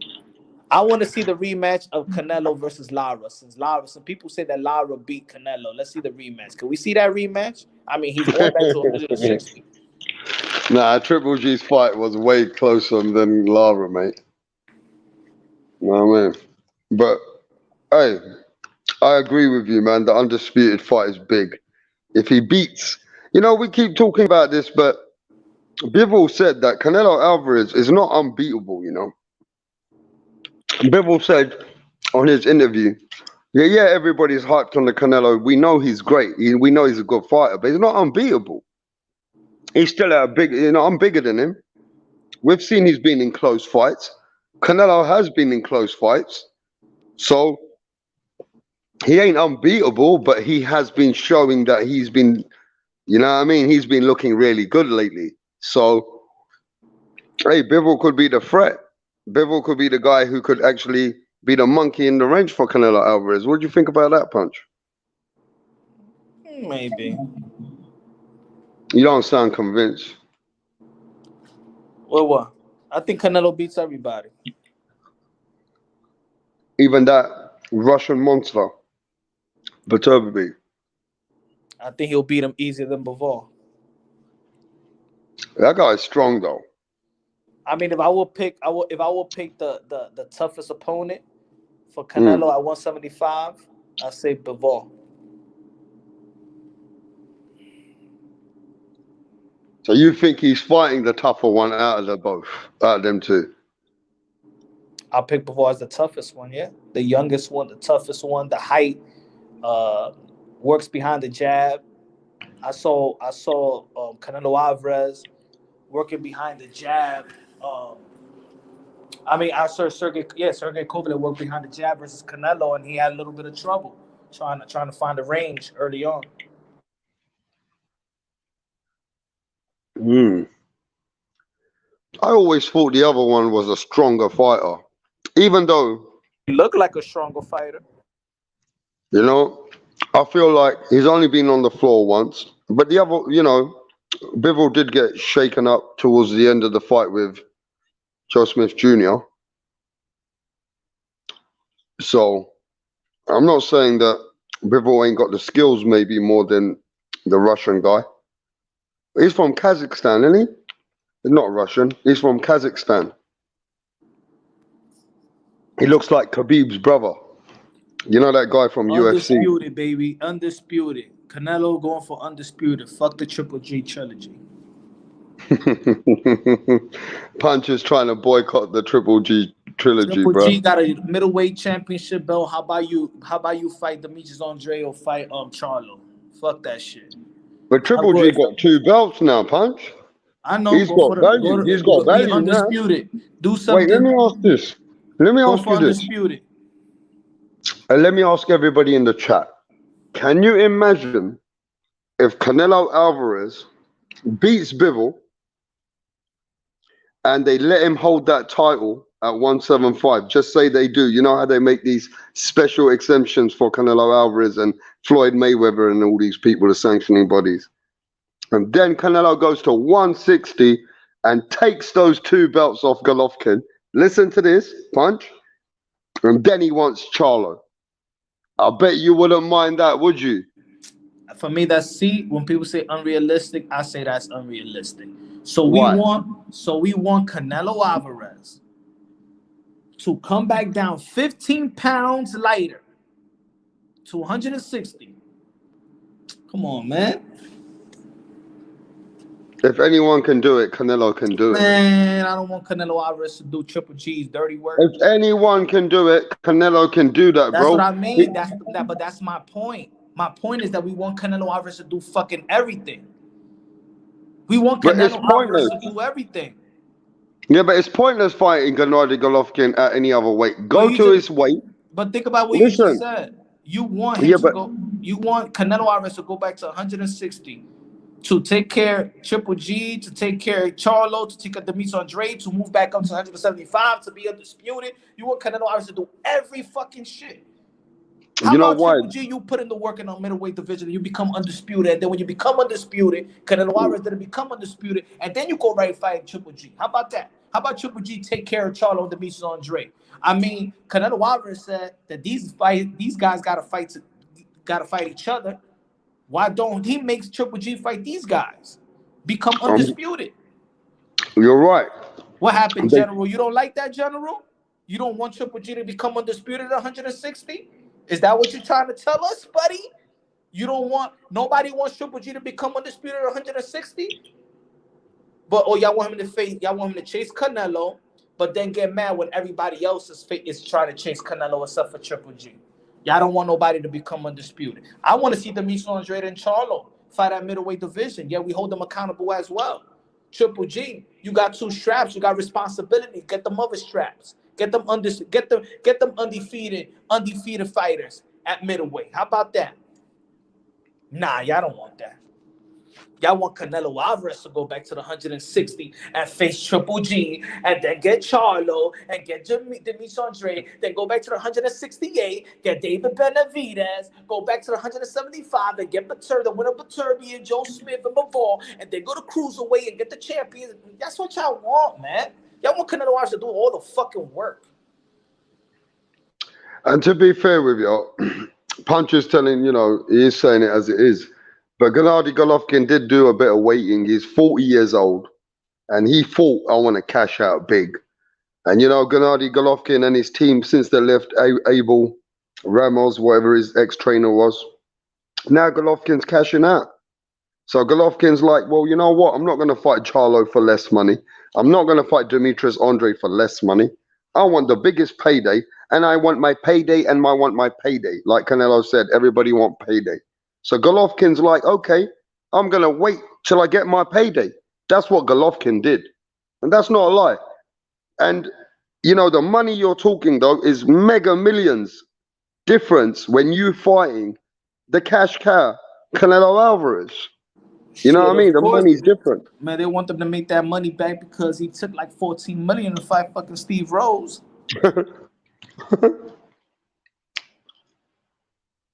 Look. But I'm just saying. Okay, since they signed the contract, right? Since they signed the contract, right? Like Mike Tyson signed the contract, man, signed the contract. What weight are they fighting in? What weight is Triple G and Canelo? Since this is the contract is signed, what weight are they fighting in? I don't even know about the weight. Exactly, because there ain't no fucking contract signed. But do you think Canelo will fight Golovkin at his weight and take those belts? I'm asking you that. Say it again. Do you think if Canelo beats Bivol, and in his contract in provisional that he has to obligate to fight Golovkin, do you think he'll go to Golovkin's weight and take those belts? Golovkin taking Canelo's belts? No. Canelo goes to 175 and beats Bivol. Yeah. His next fight is subjected to fight Golovkin. Yeah. Where do you think Golovkin's going to want to get those belts off of? Do you think Canelo's going to want to fight Golovkin at his weight? No, that's what I'm saying. It's not realistic. He's not going to go from 175 to 160. So you think it'll be at 168? If they fight, yeah. Or probably a catch weight, probably at 171 or something like that. You can't expect a guy to come 15 pounds lighter. And you the A side? And that's some stupid ass shit. You never heard that shit before. The last dude that did that, probably, well, you heard it before. The last Roy dude Jones. that did that was Oscar De La Hoya when he fought Manny Pacquiao. But that's not even 15 pounds. But let's be fair, bro. Canelo's a 5'8" guy at max. His weight, he's already fighting out of then his what weight. happened to his career? Exactly. Roy Jones Jr., what happened to his career? He beat him the first fight, but what happened to Roy Jones? 25 pounds. You can't do that, man. That's killing yourself. But Punch, Canelo's already fighting at a weight class which is not his weight class, bro. So for Canelo Alvarez, to me, he's not a 175 fighter, and he pushed himself to get to 168 with pure muscle. He's a fighter who started at 154. Yeah, what he walking around in, though? I think Canelo Alvarez is a fighter who can make 160. Not saying he has to make 160 for nobody. Are you insinuating for him to make 160? Or you No, asking? I'm thinking, yeah, if he fights. I'm thinking. Do you think he's gonna fight Triple G at 160? Do you know what I'm thinking? Canelo's all about medals and accolades. So I'm thinking if he goes and beats Bivol and he has to fight Golovkin, I'm thinking to myself, Canelo's going to say, what the fuck am I fighting Golovkin for if there's no belts on the line? Because Golovkin, as a champion of the WBA and when he got the IBF, he already in mandatory precision in the 168. Yeah, but there won't be nothing to gain from Golovkin. Of course, there's nothing to gain. That's the facts. That's what I'm saying. Why do I want to see a trilogy? There's nothing to gain here. The only way anything to gain for Canelo Alvarez. It's only something to gain for Triple G. The only way Canelo can gain anything is fight Triple G at his own weight. and take So, those belts off of him. Because if he takes those belts off of him, then he's got another 2 belts at that weight he could just earn. so if Canelo Alvarez could say to David Benavidez, "You got nothing. You got nothing to offer me," what does Triple G got something to offer? He's got 2 belts to offer at 160. And that ain't gonna happen. But that's what he has got to offer. All right, he got the offer, but we all know that ain't going. He's not gonna go back to 2 belts that he already won. That's what I'm saying. So this fight's going to be at 168 for no belts, just the names. The belt of Canelo Alvarez, the undisputed. Oh yeah, back to that belt. All Canelo Alvarez is, you mean his titles, is 168 is back as a. So even if he fights at 175, he keeps the undisputed titles, all the belts. Yeah. I guess, yeah. Wow, Canelo. I can honestly say this. Canelo's one of the fighters now after Mayweather that I can say is bigger than boxing. He owns boxing now. Boxing don't own him. Boxing don't tell him. So I think they'll make exceptions for Canelo to keep those belts, and maybe you're right. They'll fight for all those belts at 168. I think you're right there. I see 2 punch drunk boxings. I see your twin brother. I see 2 punch drunks. I said, what the fuck's going on there, man? And that's fucking early. I'm like you. I'm switching devices. Oh, mate. But yo, you enjoyed this weekend? Of course, I enjoy the weekend, man. How'd you feel about your boy Lubin? I feel, he showed out. He's a warrior. You know what I'm saying? So what can we do, man? What can the guy do? He fought his heart out. Sebastian fought his heart out. It was a great, entertaining fight. One of the fight of the year. Trainers did their part. Kevin Cunningham did what he had to do as a trainer to protect his fighter. Did a wonderful job. So what more can you do? What more can you do? What more can you ask for a boxing fan?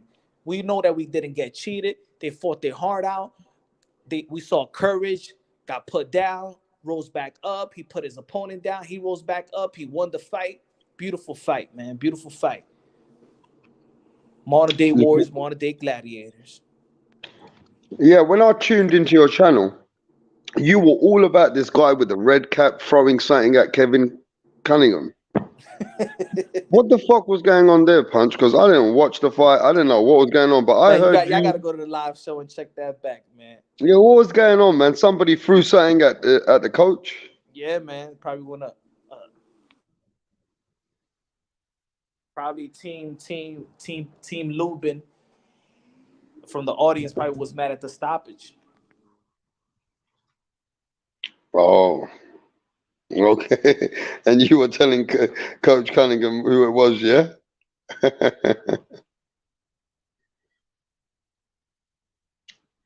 We got the tape. We got the tape, man. Oh, shit.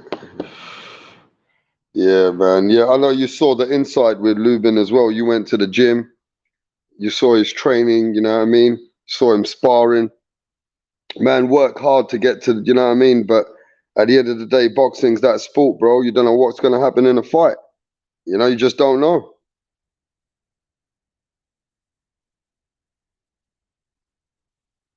I've lost you, bro. I can't even hear you anymore, Punch. I'm here. Jackie Hernandez in the building. Good looking out, Jackie. The super sticker. Good looking out. Appreciate that. God bless. God bless. God bless. So where are you going soon? Are you doing any media, or you going any places soon? Bring no email, man. I ain't get the media credentials for Earl Spence versus Ugas, man. They don't want to let me in no more, man. I told you, man. Oh man, they're flip-flopping with you, yeah? What's good, DBS, man? Yeah. Yeah, okay. But what about Amanda Serrano and Katie Taylor? You in that one? Oh, hell yeah, I am. Okay, I knew. What about you in the UK? What about you in the UK? You going to the Tyson Fury fight? Yeah, man, if Dillian White fucking turns up. Dillian White doesn't look like he's coming, bruv. He ain't turned up for nothing. He ain't turned up for no press conference. Dillian White don't want to talk to no one. Frank Warren's got all fucking, you know what I mean? I don't know if I think Frank Warren's going to end up fucking suing Dillian White if he don't turn up to the fight, bruv. I don't know what's going on here. But yeah, look, man, it's a big fight. It's a shame that Dillian White being, you know what I mean, not helping to promote it. But Tyson Fury been selling those tickets himself, Punch. Hey, listen, there to get, you know what I mean, more, there to get more tickets. There to get, what's it called? There to get the British border control to, you know what I mean, approved to get 95,000 people in there. Tyson Fury been selling this fight by himself without Dillian White. And now they've pushed it to 90-something thousand people. So that tells you that Tyson Fury is the Canelo Alvarez of England. He's selling out 90+ thousand people. To honestly believe Andre or Charlo are going to kill Triple G. Question one: do you really believe they can take his power? Look at this man's knockout ratio. Just like Canelo will beat the crap out of those. But I think that people will say, well, what is Charlo Demetrius Andre going to do with Triple G and Canelo? But in a way to say he shouldn't fight them. I don't. To be honest, I don't. I don't care. I just feel like if you are a champion, he holds the belt. He holds the belt. I don't care if your name is Fukuki, Fakaka, Popupi. I want to see Fukuki fight Kakuki and Fapapi. I don't. And that's what people should just stop worrying about. Oh, Andrade or Charlo, whatever. I think that in the respective division, we want to see champion versus champion. We want to see unification bouts. We want to see the Pursuiter become undisputed in that respective division. So what we want, I believe we should want to see is the pursuit of undisputed. We always talk about, man, we need a tournament. We need a tournament. How about we get a tournament in the middleweight division? That's all I'm asking for. I don't even know why. I don't know why. You know, when I did the video with the Triple G, why people are mad that I want to see Triple G and Demetrius Andre? Why people should want to see that fight in the middleweight division? We talking about middleweight division, one of the prestige historic division in the sport of boxing. People should want to see Triple G Charlo. People should want to see Demetrius Andre versus Charlo. But people is okay with the damn trilogy. All right. Okay. Everybody gets critiqued for chasing Canelo except for Triple G, the darling. The darling. Yo, there was somebody to say, hey, yo, Punch, why don't you give Triple G his flowers? I said, man, I'll give him some flower seeds, sunflower seeds. But that's what they should have done, Punch. They should have got some of the Arab money, and they should have done a Super 6 tournament for the middleweight championship, like they did with Andre Ward, Carl Froch, Darrell, and all those guys at that time. But people don't. But people don't say that. That's what I mean.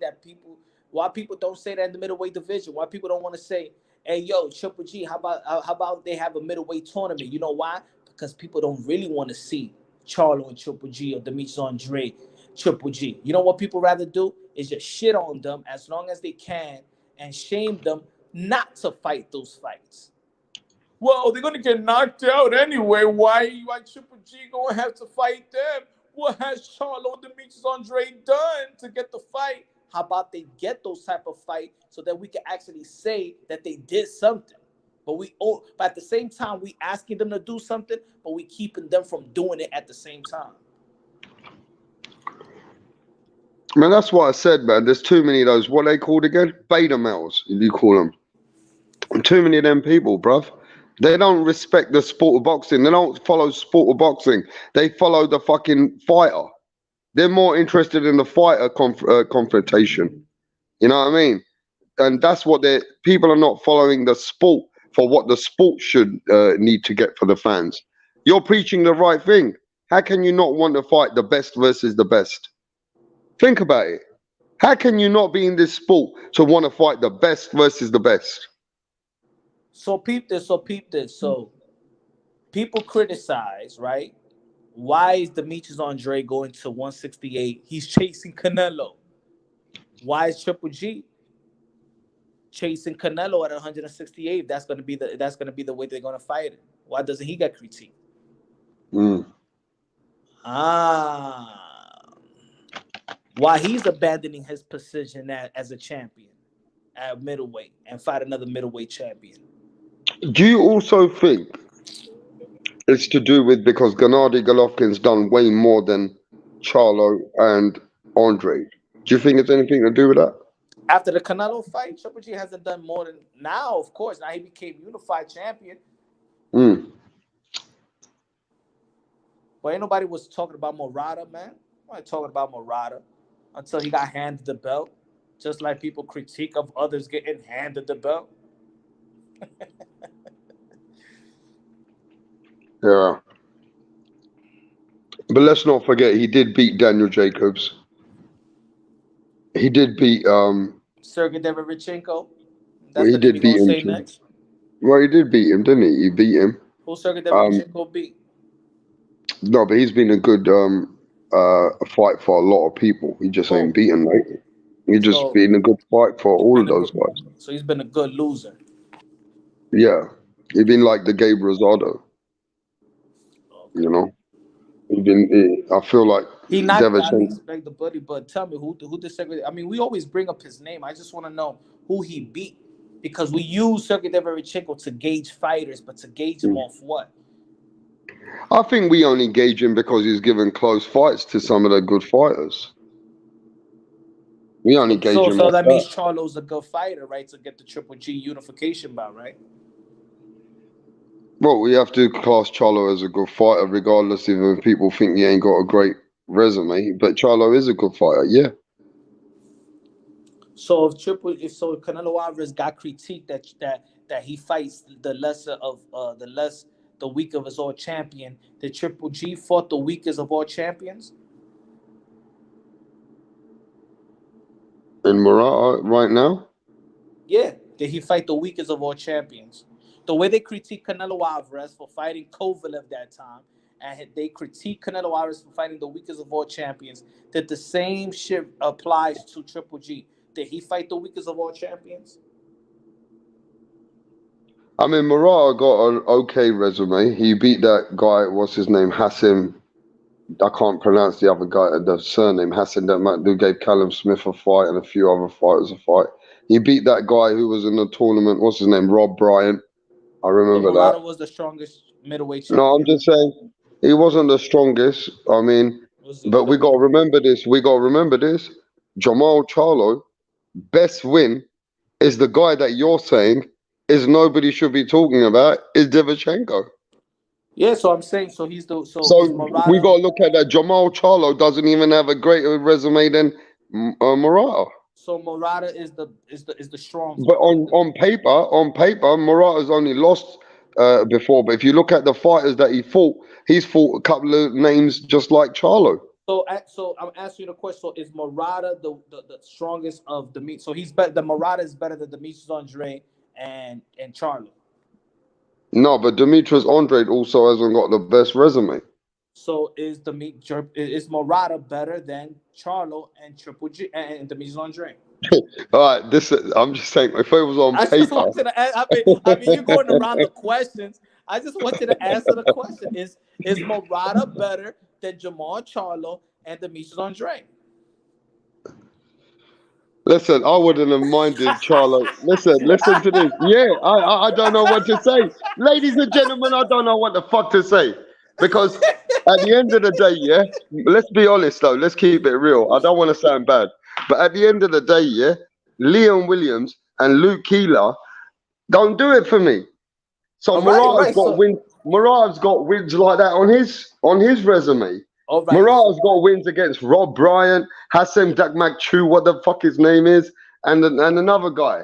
So if you look at it, Jamal Charlo, if you look on paper, what's Jamal Charlo's best win?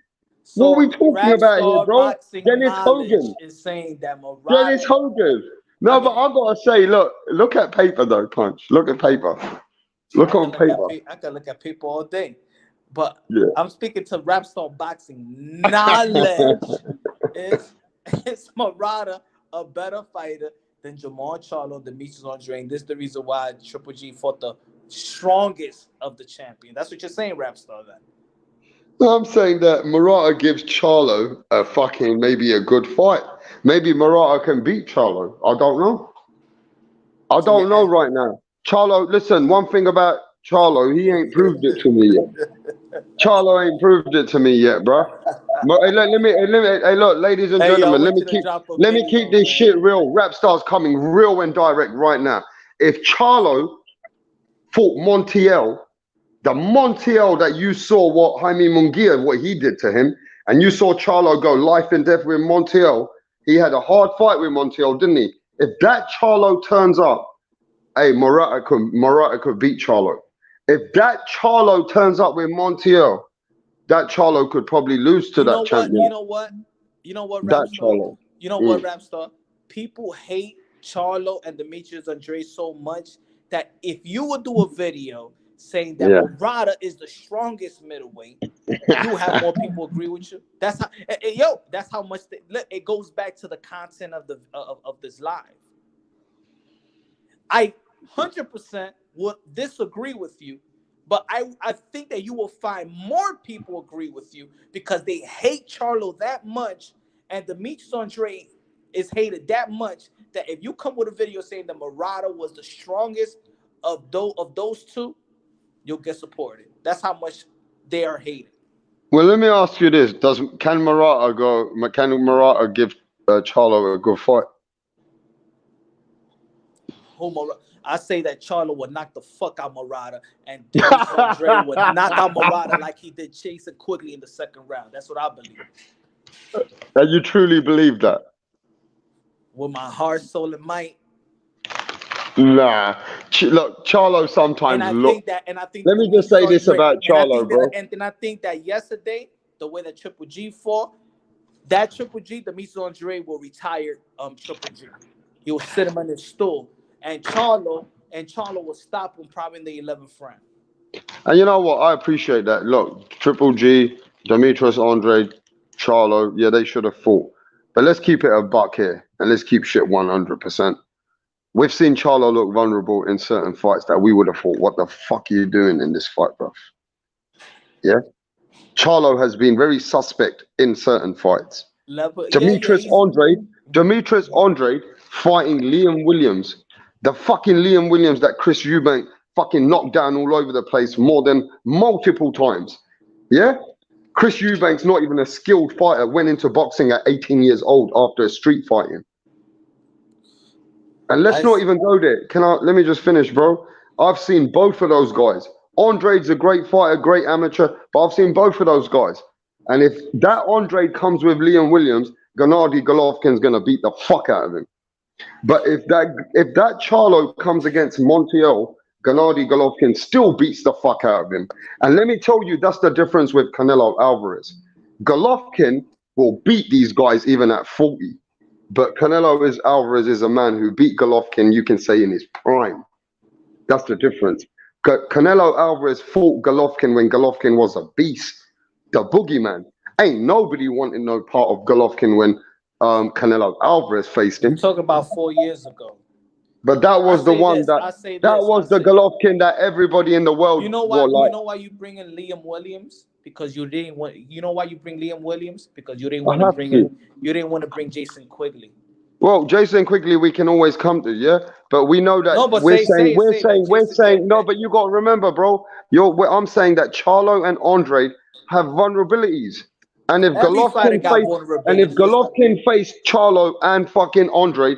Remember rap star boxing knowledge. If Golovkin faced Charlo and Andre in his prime, he would have beat both of those guys in the same fucking day. But go on. I still like Andre and I still like Charlo. I love both of those guys. But let's keep it 100, bro. The beast Golovkin would have beat the fuck out of Andre in his prime. All right. You could say that shit now. And I'm telling you that you could say that when Triple G is 45 years old. Because they are hated so much that that people won't agree with them beating Triple G. That's the point of the whole. This is the point of the live. That you saying that Triple G will beat the fuck out of them in their prime. You could say In that the right now prime. before In the prime. but look, Rapstar, you could say that now. And people will agree, and you could say that Triple G could be 45 years old. The hate of Oh, I'm Demetrius sorry. Yeah, Andre, yeah. the hate of Demetrius Okay. Andre, and the hate of Charlo, they're never gonna get the benefit of the doubt anyway. So you could Oh, say all of that. You could say all of that. You mentioned Liam Williams because you didn't want to mention Jason Quigley. You didn't want to mention yeah, that Demetrius Andre last opponent got knocked the fuck out in the second round and he broke his jaw. You don't want to yeah. say that. No, I was saying that the vulnerabilities that we've seen. But look, Andre Wood could beat Gennady Golovkin. Charlo on a good day can beat Golovkin. Those fights should have happened. But we can't eliminate Golovkin from that, bruv. Golovkin's a fighter that has proven that no matter how he loses, he come back and he can hurt the fuck out of you. And he's got something different in that DNA of his. Yeah, he's getting older, but that's what I got to respect Canelo, man. Because Canelo's a guy, yeah, that fought people. He fought him right when his name was hot, right when Golovkin was the man putting dents into people. You know what I'm saying? That's the time that Canelo fought him, and Canelo made Golovkin look normal. You know what I'm saying? So it is what it is. But yo, you're right though.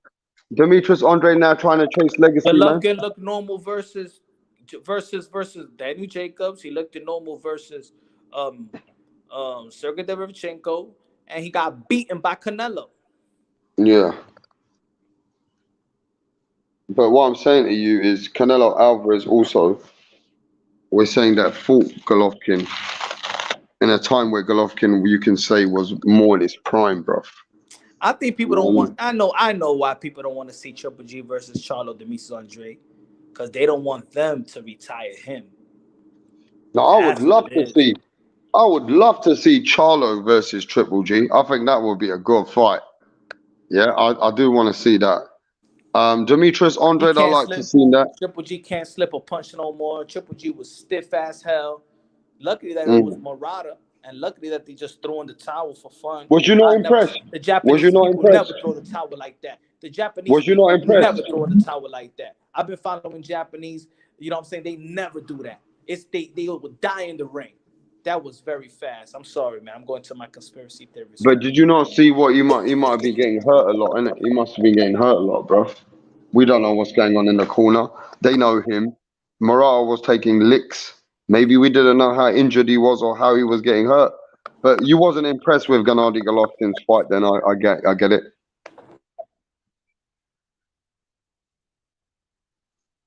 Punch drunk boxing wasn't impressed with old Golovkin. Is that right? Man, if I'm impressed, I think that he fought.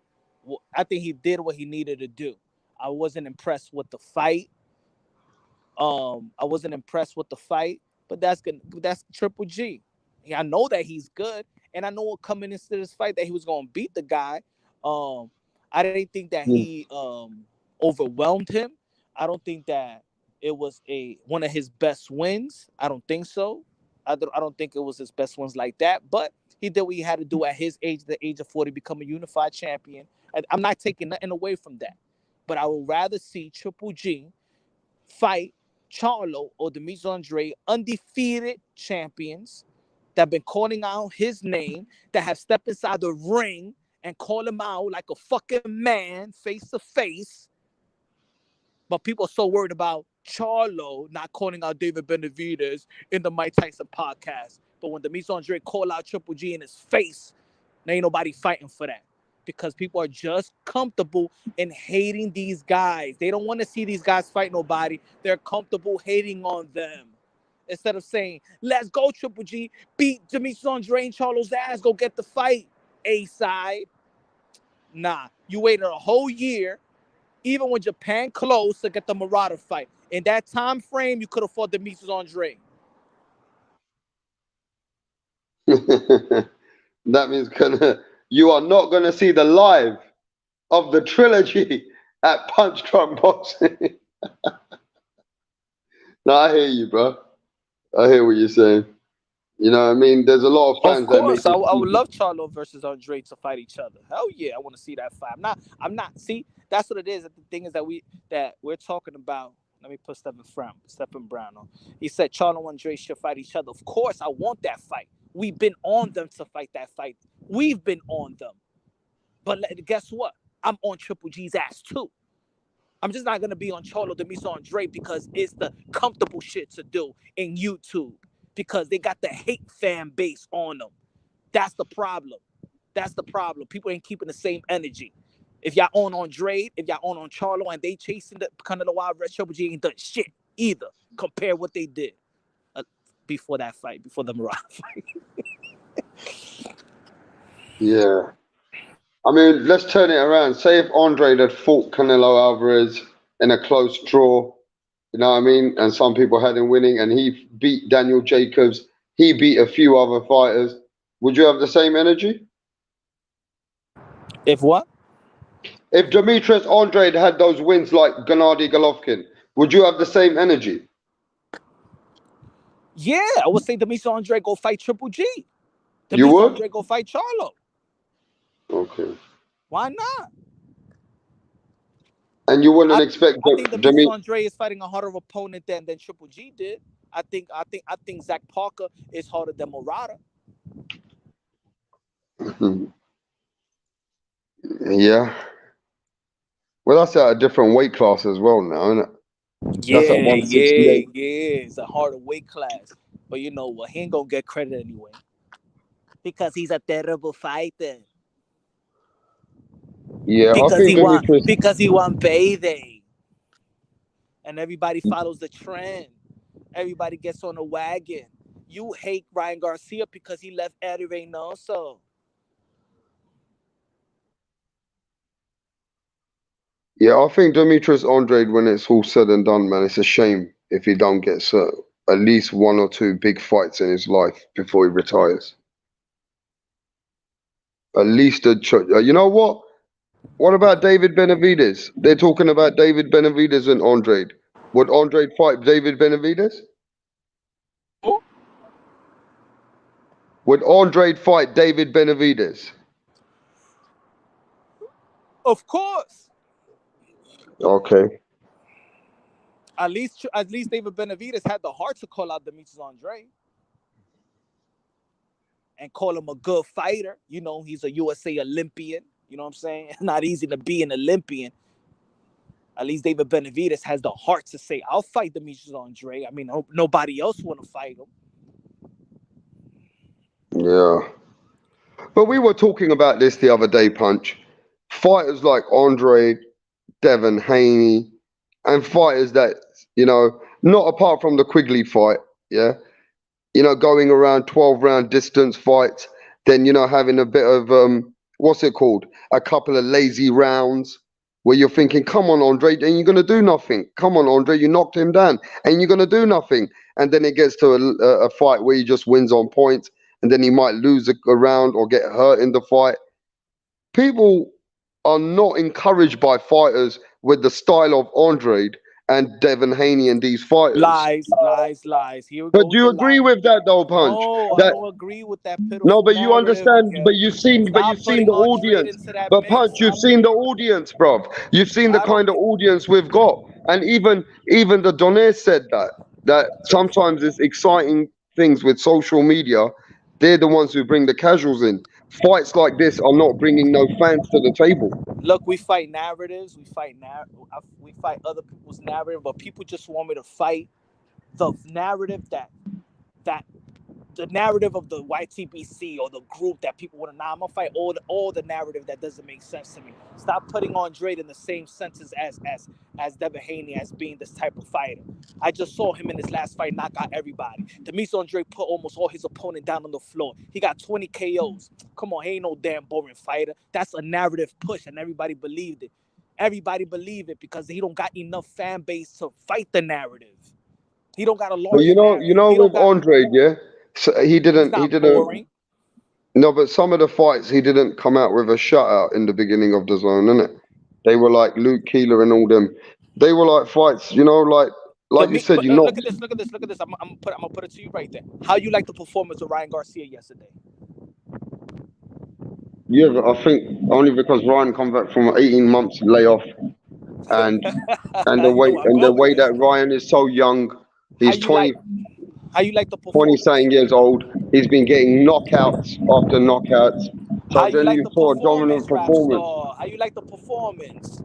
We just been talking about the performance But and why Ryan is he came getting out with a hate?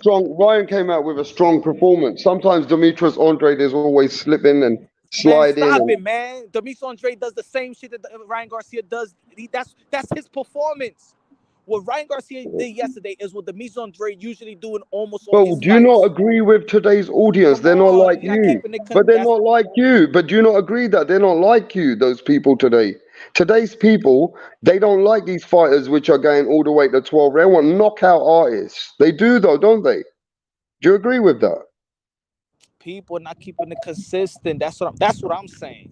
That's what I'm Okay. saying. That's why I said Ryan Garcia. He knocked down Tongo in the second round, and you saying and I'm saying that it was an exciting fight. But when Demetrius Andre does that, he's the boring fighter. So is it a narrative on Demetrius Andre? If Ryan Garcia fought like that all the time, yeah, and he had an 18-month layoff, and he's a young kid, as he comes up, you've seen how many knockouts he's had. He's been getting some vicious knockouts, that kid has. So it's not like we haven't seen Ryan perform to that. I just don't think Andre's best performance we've seen is with Quigley now. That's what stands out. And Andre has never given anybody like, wow. And I think like the reason why I said Devin Haney is the same thing. Sometimes people say that Devin Haney bores the crowd, even though there's a good sweet science there of boxing, good ability. Some of the fans today they don't appreciate that kind of. They're more interested in blood, sweat, and tears, bruv. You know what I mean? I think okay, and I think that fans love the narrative. Yeah. They love the narrative of their prospective fighter that they're cheering for. Whether it could be over exaggerated, there's narrative that's over exaggerated. There's narrative that's you know, um, you know, is right, 100% right. That narrative is fair. Then there's narrative that's unfair. I feel that the narrative of Andre is unfair. I Boring know. Yeah. fighter. He slips. Oh, no balance. No this man. He's awkward. Your And to eyes be is fair off with you, balance because he's awkward. because people don't say these things about Andre. What a great amateur he was. One of the best in his amateur team. I mean, at the Americans there, they don't say that he's 31 and 0. You know what I'm saying? 31 and 0 with 19 knockouts. So he's got a 40% knockout ratio. Because we're Americans, though, we don't give credit. So we don't give a fuck that he's an Olympian. That's why, because we're a toxic American fan base. We Mm. don't care that he's an Olympian, but the whole world cares that Lomachenko was an Olympian. The whole world cares that Rigondeaux was an Olympian. The whole world cares that Jason Quigley had a good amateur background in So do you think they Ireland. would? So what? See, then they would change. Michael Conlon was an Olympian. They care. In America, we don't care. So do you think the narrative would change if Demetrius Andre, the Olympian, beat someone like Gennady Golovkin or somebody like Jamal Charlo? Then they would say, "Oh, he was meant to do that because he's an Olympian." Hmm. Do you think then the narrative would change? Oh yeah, we knew he was good. He was an Olympian. Then they'll change the narrative. Yeah, they'll change the narrative. Yeah, they change the narrative. Yeah. That's Man, how it look, works. the thing, this is what it is in YouTube too. Even in the people in the comment box, you got to understand that there's boxing content creators that work the narrative. There's boxing content creators that will hustle your ass. See, right now, let me start a narrative right now and watch. And you want to see people agree with me? Let's start the narrative right now. Watch. Now, the people that's been listening right now, oh, y'all, that's been listening right now, y'all already heard what I say. But watch me turn the narrative. This is what boxing content creators know how to do. Mm. Charlo ain't shit. Haven't fought nobody. He a fucking bum and a pussy. He don't want to fight David Benavidez. Demetrius Andre haven't fought nobody. Who the fuck he fought, rap star? He ain't shit. Canelo Alvarez will retire both of them on the same motherfucking week. Triple G, he's a fucking legend. It's legend versus legend. Canelo Alvarez, Triple G, the trilogy. You know what I'm saying? There's unfinished business. This is the real unfinished business. Trilogy. Demise Andre, Charlo got nothing to prove to Canelo, got nothing to prove to Triple G. Can we say they pound for pound? Can we say they ever been a pound for pound fighter? Could we ever say they go into the Hall of Fame? They gave Charlo the belt. Demise Andre, he only fought for vacant titles. Triple G fought and beat world-class champions. It's not up for Triple G to do shit. It's for Demise Andre and Charlo to do shit. They need to fucking catch up to Triple G, let alone Canelo Alvarez. You see how I could switch the narrative? I could be a narrative pusher myself. That's what YouTube does to people.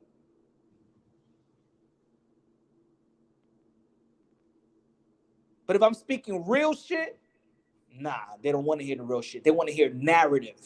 It's easy for me to go at Jermall Charlo and gain a fucking fan base. It's easy for me to go to Demise Andre.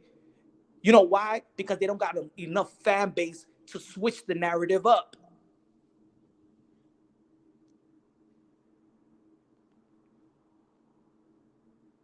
So I could get views on shit on Jermall Charlo. I could get views shitting on Demise Andre all day, every day if I want to. You understand? But people are intrigued with those type of narratives. I'm not about that. I'm about real fucking boxing. I'm about giving people their flowers. I rather praise. Motherfuckers here is too comfortable. They love the narrative. But then they want to bitch about another group. Hey, yo, Punch, look what these guys said. But y'all like narratives too. Y'all just like the opposite narrative. You understand what I'm trying to say? You know better than them. Yeah, but the problem is, Punch, you're in the boxing behind the scenes. You speak to people behind the scenes and you share your knowledge and you share your stuff and you go out there, do your interviews. And there's a lot of things you do that you don't tell people. Now, people don't know the sport like you do. Sometimes you got to remember that. So just because you think the fans want these fights, yeah, and you know these fights ain't going to happen, they hold the fighter accountable. See, because Demetrius Andrade hasn't been getting these fights for years, the fans hold Demetrius Andrade accountable, not Eddie Hearn, not DAZN. So the fans look at it as, no, man, he ain't fought no one. No, man, he ain't fought no one. They say the same thing about Jermall Charlo. Like Jermall Charlo's fighting somebody now, Solecki or somebody. That guy already lost to fucking Andrade, I think. I mean, nobody interested in Solecki. I know. So what what I'm saying is the fans, they don't understand. Some of them don't blame the business side of boxing. They blame straight to the fighter. So Would you understand where I'm coming from? So peep this. If the fans do not want to see Solecki, the fans don't want to see Demetrius Andre fight Jason Quigley. So when Demetrius Andre goes into a press conference or to a post-fight interview and gets in the ring and call out Triple G, why doesn't the fans massively call for that fight?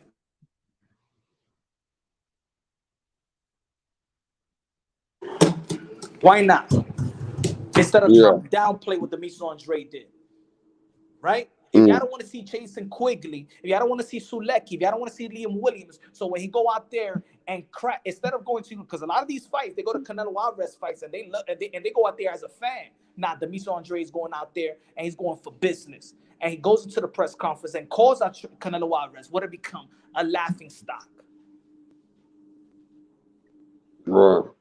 So you don't want Demetrius Andre. You play him. You diss him. You diss these guys for fighting these type of opponents. But when they go invisibly, physically, calling these guys out man to man, face to face, y'all devalue what Demetrius Andre does.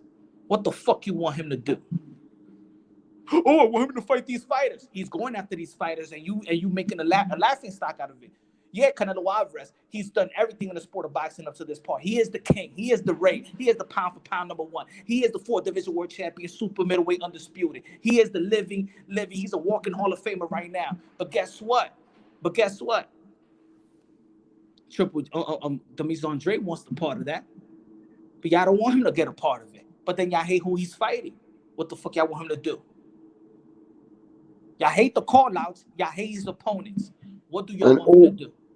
And every one of those greats at one point, they weren't a great until they fought a great. So sometimes everybody needs to get an opportunity to fight the best pound for pound fighters. You know, even pound for pound's very subjective. Like Jamel Charlo Fuck. said it. Yeah, Jamel Charlo said the same thing. He said, you talk about pound for pound guys. But he said any one of those pound for pound guys can lose to another fighter out the pound for pound. It can happen. Even you got the pound for pound 1, 2, 3, 4, 5. Any one of those pound for pound fighters can lose to a fighter who's even out of the pound for pound Let on a me good read. day. Let me read this. This is and Yeah. this is what I mean, right? Andre is 35 years old, 15 years a vacant champ, easy path, and just now you want to face competition? Come on, Punch. So, okay, well, all of that. Do you want to see Triple G or Demis Andre? Yes or no? Do you want to see a unification bout?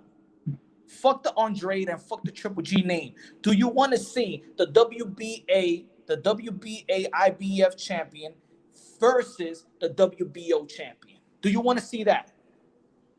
Or we still gonna put some roadblocks into these fights because it's not the name that we like?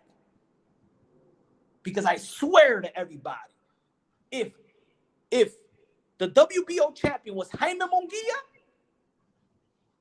we'll be like, yeah, Jaime Munguia Triple G, go fight. But because it's the Demis Andre, the problem is that he ain't fighting nobody. Y'all don't want him to have that fight. That's the real shit. Y'all don't want Andre to fight Triple G, and y'all don't want Andre to fight Canelo Alvarez. Y'all don't want those fights. Y'all don't want those fights. Y'all don't want Charlo and Canelo, and y'all don't want Charlo versus Triple G. Y'all want to just hate on them and make fun of them that they don't fight nobody. That's what y'all want. Because the hate is good. I love it. People laugh about it. You understand, Rap? Mm, They need the hate to keep going. yeah.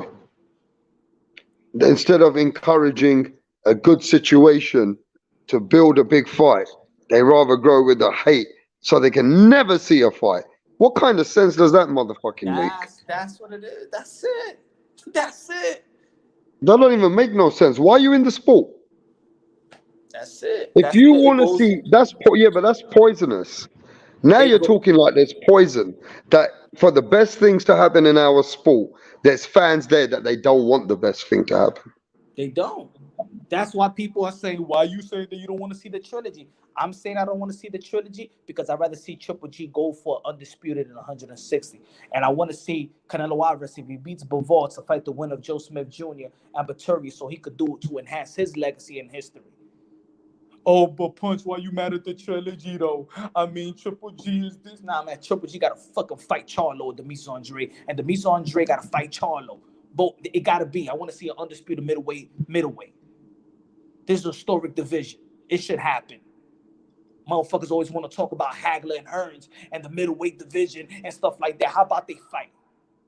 Trying to keep them from fighting the fight. Get out of here, man. People don't want to see the real fight. People just rather hate. They love that shit. They love the narrative. They love the narrative. And if they don't Yeah, love but the to be, narrative, and if they yeah. and in YouTube, if they don't like this person narrative or this group narrative, they want you to spit the opposite narrative, and then you go with that narrative. Y'all don't want to Now, even ladies go and with the gentlemen, middle. yeah. Now, People don't even ladies and want to go with gentlemen, the middle. See, I'm in the look, middle. I'm in the I middle. hear you, I hear you, I hear you, bro. But I'm gonna come to the core of this situation now. Now, look, ladies and gentlemen, you've heard Punch's view on this, right? But to be fair with you, I think Punch, you know this as well, and I think we're going here with this. We are never going to beat the narrative. And the reason why I say this, now I went on a website, and this was just between me and you guys and everybody in the chat. You know, some of these hate channels and these narrative pushing channels, would you believe, ladies and gentlemen, they earn over hundreds of thousands of uh, uh, pounds and dollars, whatever you call it, a year, Punch? Would you believe that, Punch? The hate that they put on our sport and the boxing people, they get 50 times more than me and you could ever get, because it creates such an enigma, it creates such a magnet, that there's so many people who love the hate punch that they're paying money to push it. That's the worst thing. So when you see these channels, they don't really mean sometimes what they say about Andre, Charlo, Teofimo Lopez, Canelo, Tyson Fury, whatever, all the greats. The reason why they keep pushing this hate is because it pays a lot of money. It's bigger than me and you put together, Punch. And we're gonna see a lot of this kind of climax in our boxing, because social media is a big part of boxing now. Whether it's not with the boxing professionals or the actual corporates, it's a big part with the general casual and hardcore fans. So Man, we look, could never, you know how big that is on this that's why I said it's platform. lucrative. That's why I said the hate is lucrative. But Big time, yeah, Punch. look, the hate is Punch, I lucrative. don't want to say names, but they're earning over 250,000 some of these a year, over 200,000, Punch, just on super chats on hate, on hate. Look, look. Everybody could do their thing. What I'm talking about is not even boxing content creators, because they're gonna do. I'm gonna do what I'm. Punch is gonna do. You gonna do. You got your channel. You gonna spit your perspective. It's not only the perspective. Is if you there's people that know other people push narratives, right? People like to come to my channel and say, yo, Punch, did you check this channel out about what they're spitting? Did you check what this group is saying, Punch? What are you gonna say? No, no, no. What you want to hear is me have my narrative against their narrative. I'm not here for debunking fucking narratives all the fucking time. I'm here to talk about boxing. I'm here to preserve the sport of boxing, not to debunk. I'm not a channel based on debunking the narrative that y'all want me to debunk. Because guess what? Maybe the narrative that sometimes they may be pushing, I maybe agree, and I may disagree with it. You know what I'm saying? The problem is And as that's well, what, and Punch. no. This is what I gotta say. This is why I gotta say that to the people that be following either my channel, other people's channel, people that follow different type of channels that come to my channel to say, hey, yo, Punch, you said it was look like Fundora. Yo, you heard what they said? Yo, Punch, you heard about what they said about the gloves? Then now they saying that he has something in the gloves. So y'all want me to debunk? Look, I don't give a damn. All I saw was the fight that Fundora did good. Lubin did what he had to do. It was a great fight of the year candidate. I wish that he, I hope that that Lubin gets better, and we want to see a rematch, because it was so entertaining to the boxing fan. They showed their heart, grit, and determination, and we can't even question their heart. We love how both of them fought. I want to see it again. Why that can't be the fucking topic? You know what I'm saying? But no, people may want me just to debunk this channel because they hate this channel, but yet they look at this channel every motherfucking day. If you hate this channel, even let's say me, if you hate Punch Drunk Boxing, why the fuck are you coming to Punch Drunk Boxing? To say what? To go back to the other channel and say, hey, guess what Punch Drunk Boxing said? Yo, you got to go check them out. So then they could have a debunk, to debunk whatever I'm saying. Come on, man. That shit is weak. Yeah, you could do it from time to time if the narrative went viral. Oh shit, and everybody in boxing talking about it. Oh shit. And then you heard, because it's still a community. I get it. It's still a community. But come on, man. Yeah, but I'm like I gonna say it said, like that, Ram. I'm gonna say it like this, Ram. I'm sorry to cut you off, but this is the real shit. People do not like that I could give credit to Canelo Alvarez and give credit to Demetrius Andre. Because in this YouTube, you gotta love Canelo and hate Demetrius. It's either you gotta pick one. Love Charlo or hate Canelo. I've always been saying that this community is like, it's like fucking the Biggie and Tupac shit. If you was a Tupac fan, you hated Biggie. If you love Biggie, you hated Tupac. If you love Jay-Z, you hated Nas. If you love Nas, you hate Jay-Z. You know what I'm saying? And it's like yeah. that. Hey guys, you know what? Punch Drunk Boxing, love Canelo, and I love Demetrius Andre. Y'all don't like that because y'all want me to pick a side? Get the fuck out of here, man. It's the pick a side show, isn't it? It's the pick a side show. If you pick the side, then you get all that attraction which wants to come and hate on everybody else, you know? You're no. So I'll say the people that love that. You know what I'm saying? To hate on this on a person from another channel or group or the group or whatever. Y'all know what I'm talking about. We're in the same community. But then because y'all hate the narrative, y'all want other people to debunk their narrative and stuff like that. Y'all know better. That's no better. Narrative versus another narrative. Nah, because y'all just want me to say the opposite. I'm not gonna say the opposite. No, I love Canelo Alvarez, but no, Demis Andre is not a terrible fighter. No, Javon Charlo is not a terrible fighter. No, yes, they deserve the fight with Triple G because you know what? They're all champions, and we deserve to get unification bouts and undisputed in that respective division. So those fights do matter. Demis Andre versus Triple G do matter. Triple G versus Canelo, Charlo does matter. Andre versus Charlo does matter. All those fights are equally important for the middleweight division. And if you don't believe in that, it's because you just want to spin the fucking narrative and not respect the other champions. No, Triple G versus Canelo is not more important than Triple G versus Demis Andre. No, it's not. Triple G versus Canelo is not more important than Charlo versus Triple G. No, it's not.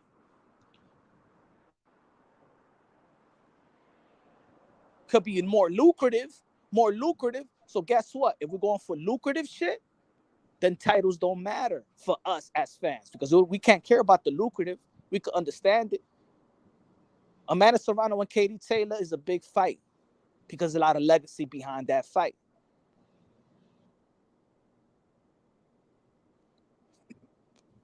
I don't know.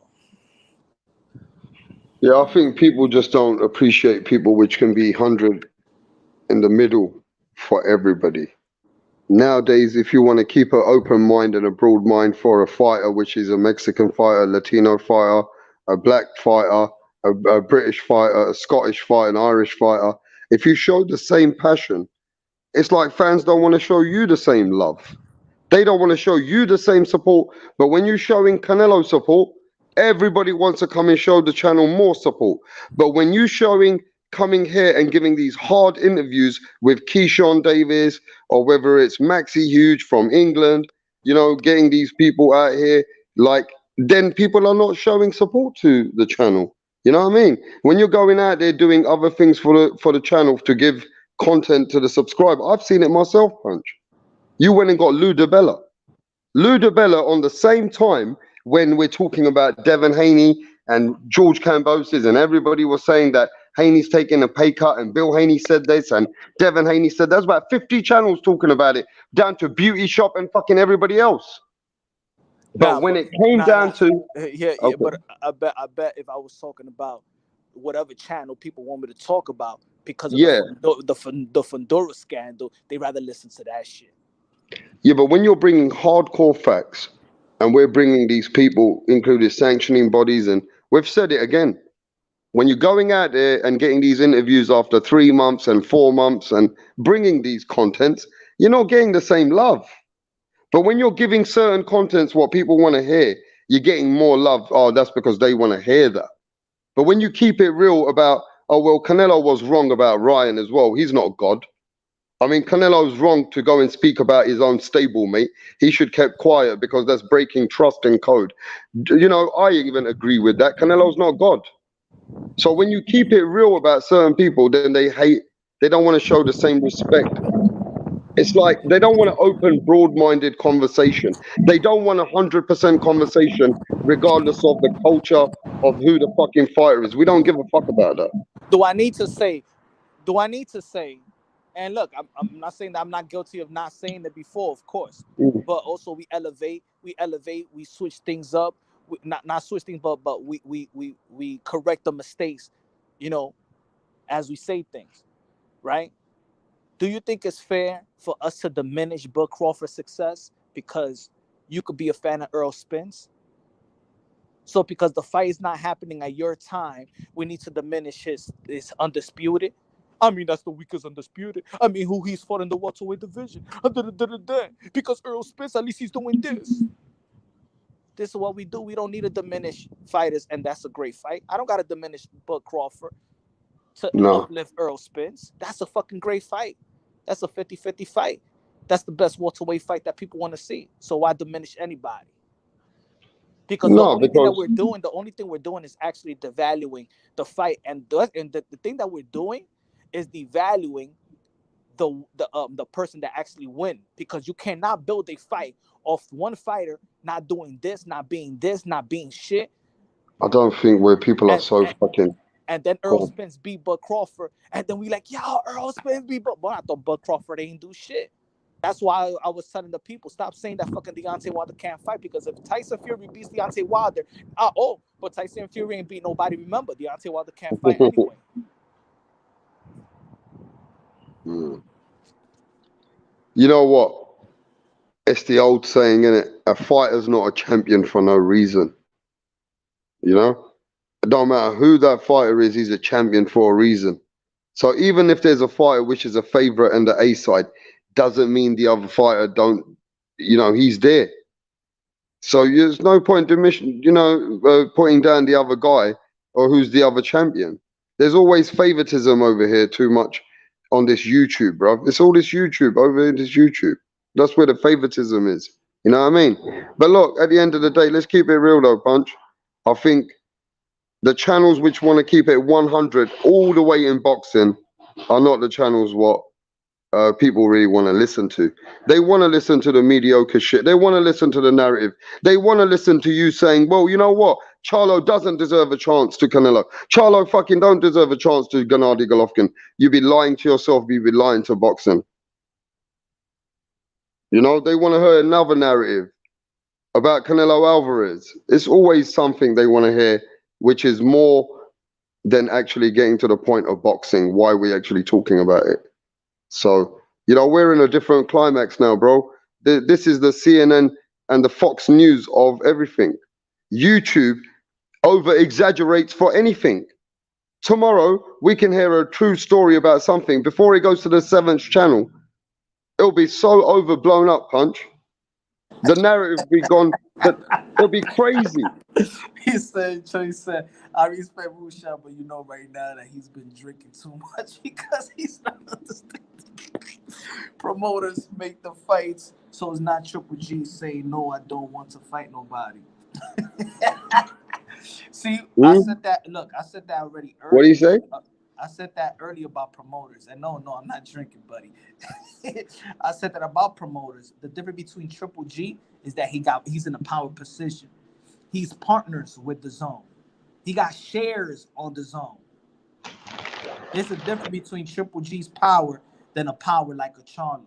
Triple G got power on the zone. That's why when the zone wanted him to fight, the representative of the zone wanted him to fight the Mise Andre, Triple G said no. He got power. Yeah. Well, when it's all said and done, though, Triple G, man, he has conquered a bit in the sport, bro. He'll go down as a Hall of Famer. You know what I mean? Triple G's done a lot in the sport as well. You know what I'm saying? You can't deny that. It's just... Of course, he reigned for a long time. I just want to see in the middleweight, that's all. I want to see these guys fight. But yo, Rapstar, you gonna go live or not? No, man, I'm dead. Listen, I'll be catching everybody soon, though. I want to catch everybody on Errol Spence week, bro. Errol Spence versus Ugas. Yeah, so I will be going live tomorrow. Let's go. I'll catch everybody soon, bro. Big fight this week. Yo, God bless each and every one of y'all, man. Of course, I'm probably gonna be live probably tomorrow morning too, man. I'm grinding, man. We're doing a lot of work, yo. Thank you, Rapstar. Everybody in the chat. We agree, disagree. At the end of the day, man, we're all boxing fans, man. Hardcore boxing fans. Let's keep the sport up. Let's preserve the sport of boxing. Let's preserve the fighters. Less criticism, more praise. You don't got to be a fan of everybody. Just understand that these fighters risk their lives in that ring. All right? Love y'all. God bless. And on to the next. Peace.